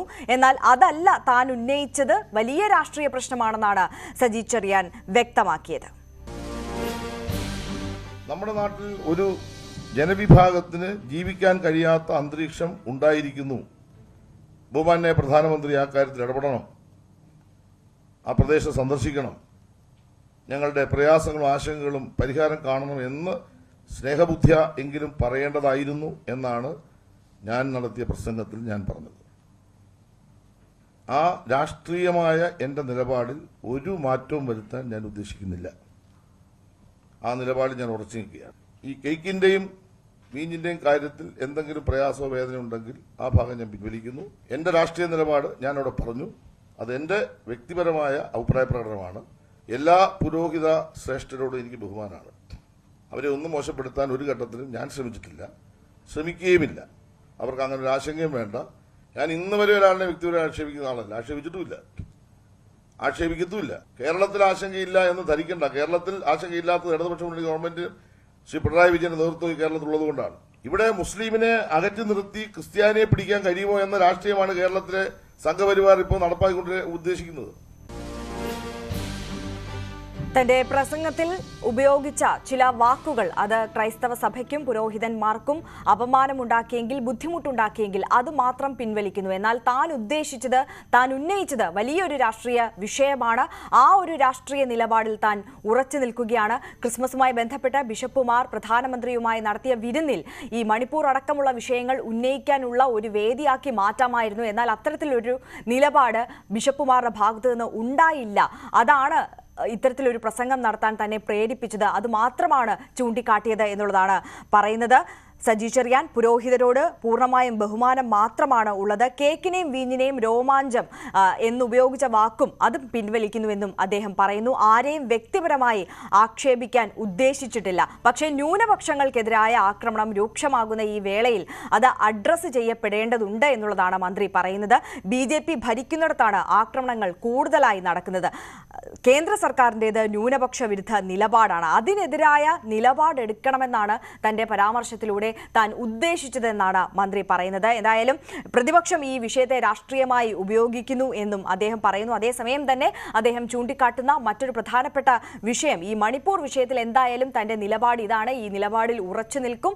അത് ഏത് വിവാദങ്ങളോ പ്രശ്നങ്ങളോ ഉണ്ടായാലും ഈ രാഷ്ട്രീയ നിലപാടിൽ ഉറച്ചു നിൽക്കുക തന്നെ ചെയ്യും. പക്ഷേ പ്രതിപക്ഷ നേതാവ് വി ഡി സതീശൻ ഇതുവരെ മണിപ്പൂർ വിഷയത്തിൽ തന്റെ നിലപാട് വ്യക്തമാക്കുകയോ അതുമായി ബന്ധപ്പെട്ട് സംസാരിക്കുകയോ ചെയ്തിട്ടില്ല എന്നും കൂടി സജി ചെറിയാൻ പറയുകയാണ്. ഇപ്പോൾ കൊച്ചിയിൽ നിന്ന് ഡാനി ഇപ്പോൾ നമുക്കൊപ്പം ചേരുകയാണ്. ഡാനി, ഈ പ്രതിപക്ഷം ഈ രാഷ്ട്രീയം ആയുധമാക്കുന്ന ഈ വേളയിൽ തന്നെ അദ്ദേഹം വിശദീകരണവുമായി രംഗത്തേക്ക് എത്തുകയാണ്. മന്ത്രി സജി ചെറിയാൻ ഈ കേക്ക് വീഞ്ഞ പരാമർശം പിൻവലിക്കുന്നു, പക്ഷേ ഈ രാഷ്ട്രീയ നിലപാടിൽ ഉറച്ചു നിൽക്കുകയാണ് എന്ന് തന്നെയാണ് അദ്ദേഹം പറയുന്നത്. അതോടൊപ്പം തന്നെ ഇതൊരു രാഷ്ട്രീയ വിഷയമാണ്, അതിനെ അത്തരത്തിൽ തന്നെ കാണണമെന്നും അദ്ദേഹം പറയുമ്പോൾ ഏതൊക്കെ തലത്തിൽ ഈ അദ്ദേഹത്തിന്റെ ഇപ്പോൾ ഉണ്ടായ ഈ വിശദീകരണത്തെ വായിച്ചെടുക്കണം? പ്രധാനമായും തന്നെ ഇതൊരു വിവാദത്തിലേക്ക് നീങ്ങുന്നു, വലിയ രീതിയിൽ തന്നെ ഒരു വിവാദത്തിലേക്ക് മാറുന്നു എന്നത് തന്നെയാണ്. അത് വളരെ തുടക്കത്തിൽ തന്നെ തിരിച്ചറിയുന്നതാണ്. കാരണം ഈ പ്രസ്താവനകൾക്ക് വളരെ വ്യാപകമായ രീതിയിലൊരു പ്രതികരണങ്ങൾ ഉണ്ടാകുന്നു. അത് എല്ലാം തന്നെയും പൊതുവിൽ തന്നെയും എതിരായി മാറുന്ന ഒരു അവസ്ഥ നിലവിലുണ്ട്. അതുകൂടി തിരിച്ചറിഞ്ഞുകൊണ്ടാണ് ഇപ്പോൾ വളരെ പെട്ടെന്ന് തന്നെ ഇതിന്റെ ഒരു പ്രതികരണം എന്ന് പറഞ്ഞാൽ ഇതിന്റെ ഒരു വിശദീകരണത്തിലേക്ക് സജി ചെറിയാൻ കടന്നു വന്നിട്ടുള്ളത്. അത് വളരെ കൃത്യമായിട്ട് തന്നെ അദ്ദേഹം പറയുകയും ചെയ്യുന്നു. താൻ പറഞ്ഞ കാര്യങ്ങൾ അതിൽ ഉറച്ചു നിൽക്കുന്നു, അതിൽ ആ വിഷയം അതിന്റെ ഒരു കണ്ടന്റിൽ താൻ ഉറച്ചു നിൽക്കുന്നു, അതിലൊരു മാറ്റവും വരുത്താൻ തയ്യാറല്ല. കാരണം ഒരു കിട്ടിയ ഒരു അവസരമായിരുന്നു, പ്രധാനമന്ത്രിക്ക് മുന്നിലേക്ക് വന്ന ഒരു അവസരമായിരുന്നു. ഈ വിഷയത്തിൽ മണിപ്പൂർ ഉൾപ്പെടെയുള്ള കാര്യങ്ങൾ, മണിപ്പൂരിലെ വിഷയങ്ങൾ ഉൾപ്പെടെയുള്ള കാര്യങ്ങൾ പറയാമായിരുന്നു. അതിനുള്ള ഒരു അവസരം നഷ്ടപ്പെടുത്തുകയാണ് ചെയ്തത്. അത്തരം ഒരു കാര്യത്തിൽ ആ ഒരു അവസരം നഷ്ടമായതിനെ അതിനെക്കുറിച്ചാണ് താൻ പറഞ്ഞത്. മറിച്ച് അതിൽ പരാമർശിക്കപ്പെട്ടു പോയ കേക്ക്, വീഞ്ഞ്, രോമാഞ്ചം തുടങ്ങിയ വാക്കുകളുണ്ട്. അത് ആ പുരോഹിതർക്ക് അല്ലെങ്കിൽ ബിഷപ്പ്മാർക്ക് അടക്കം വലിയ രീതിയിലൊരു വിഷമങ്ങൾ അത്തരം കാര്യങ്ങൾ കൊണ്ടുണ്ടായി. അത് വളരെ പെട്ടെന്ന് പറഞ്ഞു പോയതാണ്. അത്തരം വാക്കുകൾ താൻ പിൻവലിക്കുന്നുവെന്നാണ് അദ്ദേഹം പറഞ്ഞത്. അത് താൻ എല്ലാവരുമായി നല്ല ബന്ധം സൂക്ഷിച്ചു പോകാൻ ആഗ്രഹിക്കുന്ന വ്യക്തിയാണ്, ആ ബന്ധം സൂക്ഷിച്ചു പോവുകയും ചെയ്യുന്നുണ്ട്.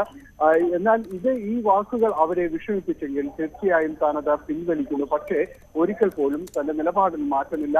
ഇത് കൃത്യമായി പറയാൻ കഴിയുന്ന ഒരു അവസരമായിരുന്നു, അത് ഉപയോഗപ്പെടുത്തണമായിരുന്നു എന്നതാണ്. പ്രത്യേകിച്ച് രാജ്യത്ത് നടക്കുന്ന ന്യൂനപക്ഷങ്ങൾക്ക് നേരെ നടക്കുന്ന അക്രമ സംഭവങ്ങൾ അത് അക്കമിട്ട് നിരത്തിക്കൊണ്ടാണ് സജി ചെറിയാൻ ഇന്ന് ഈ വാർത്താ സമ്മേളനത്തിലേക്ക് കടന്നു വന്നിരിക്കുന്നത്. വർത്തമാന ഇന്ത്യയിൽ ഹിന്ദുത്വ അജണ്ട നടപ്പാക്കാനുള്ള ഒരു വലിയ ശ്രമം നടക്കുകയാണ്.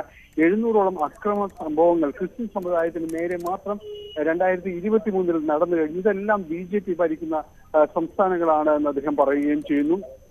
മണിപ്പൂരിൽ നടന്നത് വലിയ അക്രമമാണ്. ഇത് തടയുവാനുള്ള ഒരു ശ്രമവും കേന്ദ്ര സർക്കാരിന്റെ ഭാഗത്തു നിന്നുണ്ടായില്ല. ഇതിനെക്കുറിച്ച് ഇതുവരെയും നാളിതുവരെയായും ഒരു പ്രസ്താവന പോലും നടത്തിക്കൊണ്ട് മുന്നോട്ട് പോകാനായിട്ട് പ്രധാനമന്ത്രിക്ക് അടക്കം തയ്യാറായിട്ടില്ല. ഒരു ശ്രമവും ഇക്കാര്യത്തിൽ ഉണ്ടായിട്ടുമില്ല. ക്രൈസ്തവർക്ക് നേരെ മാത്രമല്ല മുസ്ലിങ്ങൾക്ക് നേരെയും അക്രമ സംഭവങ്ങൾ ഉണ്ടാകുന്നു. രാജ്യത്തെ ന്യൂനപക്ഷങ്ങൾക്ക് വല്ലാത്തൊരു അരക്ഷിതാവസ്ഥ ഉണ്ടാകുന്ന ഒരു സമയമാണ്. അതുകൊണ്ടാണ് താൻ ഈ ഒരു കാര്യത്തെക്കുറിച്ച്, ഈ സംഭവത്തെക്കുറിച്ച് താൻ ഈ രീതിയിൽ പ്രതികരിക്കുകയും ചെയ്തത്. ഇത് കൃത്യമായ രീതിയിൽ ജനാധിപത്യ മതേതരവാദികൾ നിലപാട് ഉയർത്തിപ്പിടിക്കേണ്ട ഒരു സമയമാണ്. അപ്പോൾ ഇങ്ങനെയൊരു സമയം, ഇങ്ങനെയൊരു സന്ദർഭത്തിലാണ് ഈ ക്രൈസ്തവ മേധാധ്യക്ഷന്മാരുമായും എല്ലാം തന്നെ ഒരു കൂടിക്കാഴ്ച നടത്തുന്നത്. ആ ഒരു സമയത്ത് കൃത്യമായ രീതിയിൽ തന്നെ ഇതെല്ലാം അവതരിപ്പിച്ച് സംസാരിക്കാൻ കിട്ടിയ ഒരവസരം അത് നഷ്ടപ്പെടുത്തി പോയതിനെ കുറിച്ചാണ് താനത് പറയുകയും ചെയ്തത്. എന്നാൽ താൻ പറഞ്ഞ ചില വാക്കുകളിൽ, ആ വാക്കുകളിൽ കുറിച്ച് മാത്രം പുരോഹിതർക്കടക്കം വലിയ രീതിയിലുള്ള വിഷമങ്ങൾ ഉണ്ടായിരുന്നു. അതുകൊണ്ട് ആ വാക്കുകളെല്ലാം തന്നെ പിൻവലിക്കുന്നു. പക്ഷേ മണിപ്പൂർ വിഷയം സംബന്ധിയായ തൻ്റെ രാഷ്ട്രീയ നിലപാടിൽ താൻ ഉറച്ചു നിൽക്കുകയും ചെയ്യുന്നു എന്നതാണ്. ഒപ്പം കൂട്ടിച്ചേർക്കുന്നത് തൻ്റെ വ്യക്തിപരമായ ഒരു അഭിപ്രായമാണ് താൻ ഈ വിഷയത്തിൽ പറഞ്ഞത്. ഇപ്പോഴും അത് തന്നെയാണ്. ഇത് തിരുത്തി പറയുന്നതും വ്യക്തിപരമായി തന്നെയാണ്. ഇത് ആർക്കെങ്കിലും വിഷമങ്ങൾ ആ വാക്കുകൾ സംബന്ധിച്ചുണ്ടായെങ്കിൽ അതിൽ താൻ ആ വാക്കുകൾ പിൻവലിക്കുകയാണ്. ഇതിൽ ഒരു രീതിയിലും പാർട്ടിയുടെ നിർദ്ദേശപ്രകാരമോ ഒന്നും തന്നെയല്ല ഈ ഒരു കാര്യത്തിലേക്ക് ഇപ്പോൾ അഭിപ്രായം പറയുന്നതും ഇത് സംബന്ധിയായ കാര്യങ്ങൾ വ്യക്തമാക്കുകയും ചെയ്യുന്നത്. കേരളത്തിൽ വർഗീയ കലാപങ്ങൾ നടക്കാത്തത് എന്തുകൊണ്ടെന്ന് ചോദിച്ചാൽ അത് ഇടതുമുന്നണി ഇവിടെ ഉള്ളതുകൊണ്ടാണ്, വളരെ സജീവമായിട്ട് ഉള്ളതുകൊണ്ട് മാത്രമാണ് ഇത് നടക്കുന്നത്. എന്നാൽ ന്യൂനപക്ഷങ്ങൾക്കടക്കം വലിയ രീതിയിലൊരു ആശങ്ക പൊതുവെയും തന്നെയുണ്ട്. മറ്റ് സംസ്ഥാനങ്ങളിൽ ഉണ്ടാകുന്നത് പോലുള്ള അക്രമ സംഭവങ്ങളെല്ലാം തന്നെ ഇവിടേക്കും പടരുമോ എന്നുള്ളതുണ്ട്. ആ ഒരു സന്ദർഭത്തിൻ്റെ ഒരു ഉപയോഗപ്പെടുത്തൽ പോലെയാണ് കഴിഞ്ഞ ദിവസങ്ങളായി തൻ്റെ പ്രസ്താവനയെ ചിലർ വളച്ചൊടിക്കാൻ അടക്കം ശ്രമിക്കുകയും ചെയ്യുന്നു. കേന്ദ്രമന്ത്രി അടക്കം ഈ രീതിയിൽ വലിയ രീതിയിലുള്ള പ്രസ്താവനകൾ തനിക്കെതിരെ ഈ 2 സമയവും നടത്തുന്ന രീതിയിലേക്ക് വരികയും ചെയ്യുന്നു. ശരി, ഡാനിപ്പോളിലേക്ക് ഞാൻ മടങ്ങിയെത്താം. ബിഷപ്പുമാർക്കെതിരായി നടത്തിയ പ്രസ്താവനയിൽ വിശദീകരണം നൽകുകയായിരുന്നു മന്ത്രി സജി ചെറിയാൻ. അദ്ദേഹത്തിന്റെ വാക്കുകളിലേക്ക് ഒരിക്കൽ കൂടി. നമ്മുടെ നാട്ടിൽ ഒരു ജനവിഭാഗത്തിന് ജീവിക്കാൻ കഴിയാത്ത അന്തരീക്ഷം ഉണ്ടായിരിക്കുന്നു. ബഹുമാന്യ പ്രധാനമന്ത്രി ആ കാര്യത്തിൽ ഇടപെടണം, ആ പ്രദേശം സന്ദർശിക്കണം, ഞങ്ങളുടെ പ്രയാസങ്ങളും ആശങ്കകളും പരിഹാരം കാണണം എന്ന് സ്നേഹബുദ്ധിയ എങ്കിലും പറയേണ്ടതായിരുന്നു എന്നാണ് ഞാൻ നടത്തിയ പ്രസംഗത്തിൽ ഞാൻ പറഞ്ഞത്. ആ രാഷ്ട്രീയമായ എൻ്റെ നിലപാടിൽ ഒരു മാറ്റവും വരുത്താൻ ഞാൻ ഉദ്ദേശിക്കുന്നില്ല. ആ നിലപാടിൽ ഞാൻ ഉറച്ചു നിൽക്കുകയാണ്. ഈ കേക്കിന്റെയും വീഞ്ഞിന്റെയും കാര്യത്തിൽ എന്തെങ്കിലും പ്രയാസമോ വേദന ഉണ്ടെങ്കിൽ ആ ഭാഗം ഞാൻ പിൻവലിക്കുന്നു. എൻ്റെ രാഷ്ട്രീയ നിലപാട് ഞാൻ അവിടെ പറഞ്ഞു. അത് എൻ്റെ വ്യക്തിപരമായ അഭിപ്രായ പ്രകടനമാണ്. എല്ലാ പുരോഹിത ശ്രേഷ്ഠരോടും എനിക്ക് ബഹുമാനമാണ്. അവരെ ഒന്നും മോശപ്പെടുത്താൻ ഒരു ഘട്ടത്തിലും ഞാൻ ശ്രമിച്ചിട്ടില്ല, ശ്രമിക്കുകയുമില്ല. അവർക്ക് അങ്ങനെ ഒരു ആശങ്കയും വേണ്ട. ഞാൻ ഇന്ന് വരെ ഒരാളിനെ വ്യക്തിപരമായി ആക്ഷേപിക്കുന്ന ആളല്ല, ആക്ഷേപിക്കത്തുമില്ല. കേരളത്തിൽ ആശങ്കയില്ല എന്ന് ധരിക്കേണ്ട. കേരളത്തിൽ ആശങ്കയില്ലാത്തത് ഇടതുപക്ഷ മുന്നണി ഗവൺമെന്റ് ശ്രീ പിണറായി വിജയന്റെ നേതൃത്വം കേരളത്തിലുള്ളത് കൊണ്ടാണ്. ഇവിടെ മുസ്ലിമിനെ അകറ്റി നിർത്തി ക്രിസ്ത്യാനിയെ പിടിക്കാൻ കഴിയുമോ എന്ന രാഷ്ട്രീയമാണ് കേരളത്തിലെ സംഘപരിവാർ ഇപ്പോൾ നടപ്പാക്കിക്കൊണ്ട് ഉദ്ദേശിക്കുന്നത്. Yes, Kannur bishop doctor Alex Vadakkumthala കൂടി നമുക്കൊപ്പം ഇപ്പോൾ ചേരുകയാണ്.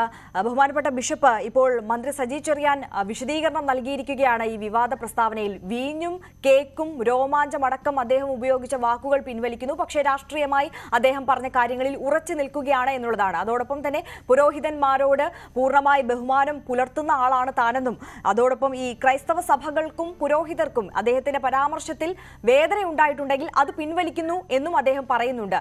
എങ്ങനെയാണ് അദ്ദേഹത്തിന്റെ വാക്കുകളെ നോക്കിക്കാണുന്നത്? ഞാൻ ഇന്ന് രാവിലെ മന്ത്രി സജി ചെറിയാനുമായിട്ട് സംസാരിച്ചിരുന്നു നേരിട്ട്. ഞങ്ങൾക്കുള്ള അദ്ദേഹത്തിന്റെ ആ പ്രസ്താവനയിലുള്ള ആശങ്ക അറിയിച്ചു. തീർച്ചയായിട്ടും മുഖ്യമന്ത്രിയായിട്ടും ഭാരതത്തിലെ പല ബിഷപ്പുമാരും മതമേലധ്യക്ഷന്മാരും ഈ മണിപ്പൂർ വിഷയം അറിയിച്ചിട്ടുള്ളതാണ്. ഓരോ കാര്യങ്ങളും അറിയിക്കേണ്ടതിന് അതിൻ്റെതായ അവസരങ്ങളുണ്ടല്ലോ. ക്രിസ്മസിനോടനുബന്ധിച്ച് അദ്ദേഹം ഒരു വിരുന്നിനെ ക്ഷണിച്ചപ്പോൾ വേദിയിൽ പറയേണ്ട സമയവും അവസരവും അതല്ല. എങ്കിലും മണിപ്പൂർ സംഭവിക്കുന്ന കാര്യങ്ങളെപ്പറ്റി തീർച്ചയായിട്ടും നമുക്ക് ഏവർക്കും വലിയ ആശങ്കയും പ്രയാസവുമുണ്ട്. കാരണം മണിപ്പൂർ സംസ്ഥാനത്തിൽ പല പ്രാവശ്യവും പോയിട്ടുള്ള ഒരു വ്യക്തി എന്ന നിലയ്ക്ക് എനിക്കറിയാം അവിടെ ഉള്ള ആ ജനങ്ങളുടെ ആശങ്കയും ഈ അസ്വസ്ഥതയും ഒട്ടും ഭാരതത്തിന് ഭൂഷണമല്ല. അത് മന്ത്രി സജി ചെറിയാൻ ഈ അവസരത്തില് അനുചിതമായിട്ടുള്ള ഒരു പ്രസ്താവന തന്നെയാണ് നടത്തിയത്. എന്തുകൊണ്ട് അദ്ദേഹത്തെ അങ്ങനെ ഒരു പ്രസ്താവന നടത്താൻ മുന്നോട്ട് വന്നു എന്നുള്ളതിന് ഞങ്ങൾക്ക് തീർച്ചയായിട്ടും അതിന്റെ രാഷ്ട്രീയമാണ് അതിന്റെ പിന്നിലുള്ളത്. അദ്ദേഹത്തിന്റെ ആ പ്രസ്താവന പിൻവലിച്ചു എന്നറിയുന്നതിൽ ഞങ്ങൾക്ക് ആശ്വാസമുണ്ട്. മണിപ്പൂരിനെ പറ്റിയും അതുപോലെ തന്നെ ഭാരതത്തിലെ ഏത് വിഭാഗത്തില്, അത് ക്രൈസ്തവരെന്ന നിലക്കല്ല, എവിടെ ഇതുപോലെ അസ്വസ്ഥതയും അക്രമവും ഒക്കെ ഉണ്ടെങ്കിൽ അത് ഏറ്റവും കൂടുതൽ അസ്വസ്ഥതപ്പെടുത്തുന്ന ജനവിഭാഗം തീർച്ചയായിട്ടും നമ്മളെല്ലാവർക്കും അങ്ങനത്തെ ഒരു ആശങ്കയുണ്ട്. പക്ഷെ മന്ത്രി സജി ചെറിയാൻ പ്രത്യേകിച്ച് കേരളത്തിലെ സാംസ്കാരിക വകുപ്പ് കൈകാര്യം ചെയ്യുന്ന ഒരു മന്ത്രിയിൽ നിന്ന് അങ്ങനെയുള്ള ഒരു പ്രസ്താവന തീർത്തും അനവസരത്തിലും രാഷ്ട്രീയ പ്രേരിതമാണെന്നുള്ളതിന് ഞങ്ങൾക്ക് ഒരു സംശയവുമില്ല. ബിഷപ്പ്, ഒരു കാര്യം ചോദിക്കുകയാണ്. ഈ ഒരു വിശദീകരണം വന്നതോടുകൂടി സഭയ്ക്ക് എന്താണ് പറയാനുള്ളത്? അതായത് ഈ വിഷയം, ഈ വിവാദം ഇവിടെ അവസാനിപ്പിക്കുകയാണോ? തൃപ്തിയുണ്ടോ ഈ അദ്ദേഹത്തിന്റെ പ്രസ്താവനയിലും വിശദീകരണത്തിലും? അതില് കാര്യമായിട്ടുള്ള ഒരു ആത്മാർത്ഥത ഞാൻ കാണുന്നില്ല. കാരണം ഇത് അനവസരത്തിലുള്ള ഒരു പ്രസ്താവന തന്നെയായിരുന്നു എന്നാണ് ഞങ്ങൾക്ക് തോന്നുന്നത്. ഏതായാലും അദ്ദേഹത്തിന്റെ ഉപയോഗിച്ചിരുന്ന ചില വാക്കുകളൊക്കെ എടുത്തു മാറ്റി എന്നുള്ളതിൽ തന്നെ ആശ്വാസം. പക്ഷേ ഒരു മന്ത്രി സ്ഥാനത്തിരിക്കുന്ന പൊതുപ്രവർത്തനങ്ങളിൽ വ്യാപൃതനായിരിക്കുന്ന ഒരു വ്യക്തിയിൽ നിന്ന് ഒരിക്കലും പ്രതീക്ഷിക്കാത്ത ഒരു പ്രസ്താവന തന്നെയായിരുന്നു അത്. ഏതായാലും അദ്ദേഹത്തിന്റെ തന്നെ പാർട്ടിയിലെ നേതൃത്വത്തിൽ നിന്ന് അത് നിരാകരിച്ചിട്ടുള്ളത് ആശ്വാസകരമാണ്. പാർട്ടി എന്തായാലും ഈ വിഷയം നേരത്തെ തന്നെ തള്ളി പറഞ്ഞതാണ്. സജി ചെറിയാൻ ഈ പരാമർശങ്ങളും പിൻവലിക്കുന്ന സാഹചര്യമുണ്ടല്ലോ ബിഷപ്പ്. അപ്പോൾ ഈ ഒരു പശ്ചാത്തലത്തിൽ നേരത്തെ പറഞ്ഞിരുന്നു ഈ മന്ത്രി തിരുത്തുന്നത് വരെ സർക്കാരുമായി സഹകരിക്കില്ല എന്നുള്ളത്. ഇനിയും സർക്കാരുമായി ഇത്തരത്തിലൊരു പ്രതിഷേധത്തിലേക്കൊന്നും കടക്കാൻ ആലോചിക്കുന്നില്ലല്ലോ അല്ലേ? കേരളത്തിലെ ക്രൈസ്തവ സഭ മാത്രമല്ല, എല്ലായിടത്തും ക്രൈസ്തവ സഭ എന്നും സമാധാനം കാംക്ഷിക്കുന്നവരാണ്. പക്ഷേ അനവസരത്തിലുള്ള പ്രസ്താവനകൾ ഞങ്ങൾ ഒരിക്കലും സ്വീകരിക്കില്ല, അതിന് പ്രതികരിക്കുക തന്നെ ചെയ്യും. ഇനി ഈ ഒരു സാഹചര്യത്തിൽ ഇനി ഇതിനുമായിട്ട് മുന്നോട്ട് പോകണമോ എന്ന് ഞങ്ങൾ ഒന്നും കൂടി ആലോചിച്ചിട്ട് വേണം ഒരു തീരുമാനമെടുക്കാനായിട്ട്. ശരി, വളരെ നന്ദി Shri doctor Alex Vadakkumthala bishop ഞങ്ങളോടൊപ്പം ചേർന്നതിനും പ്രതികരണം അറിയിച്ചതിനും. ഈ വാർത്താ ബുള്ളറ്റിൻ ഇവിടെ പൂർണ്ണമാവുകയാണ്. നമസ്കാരം.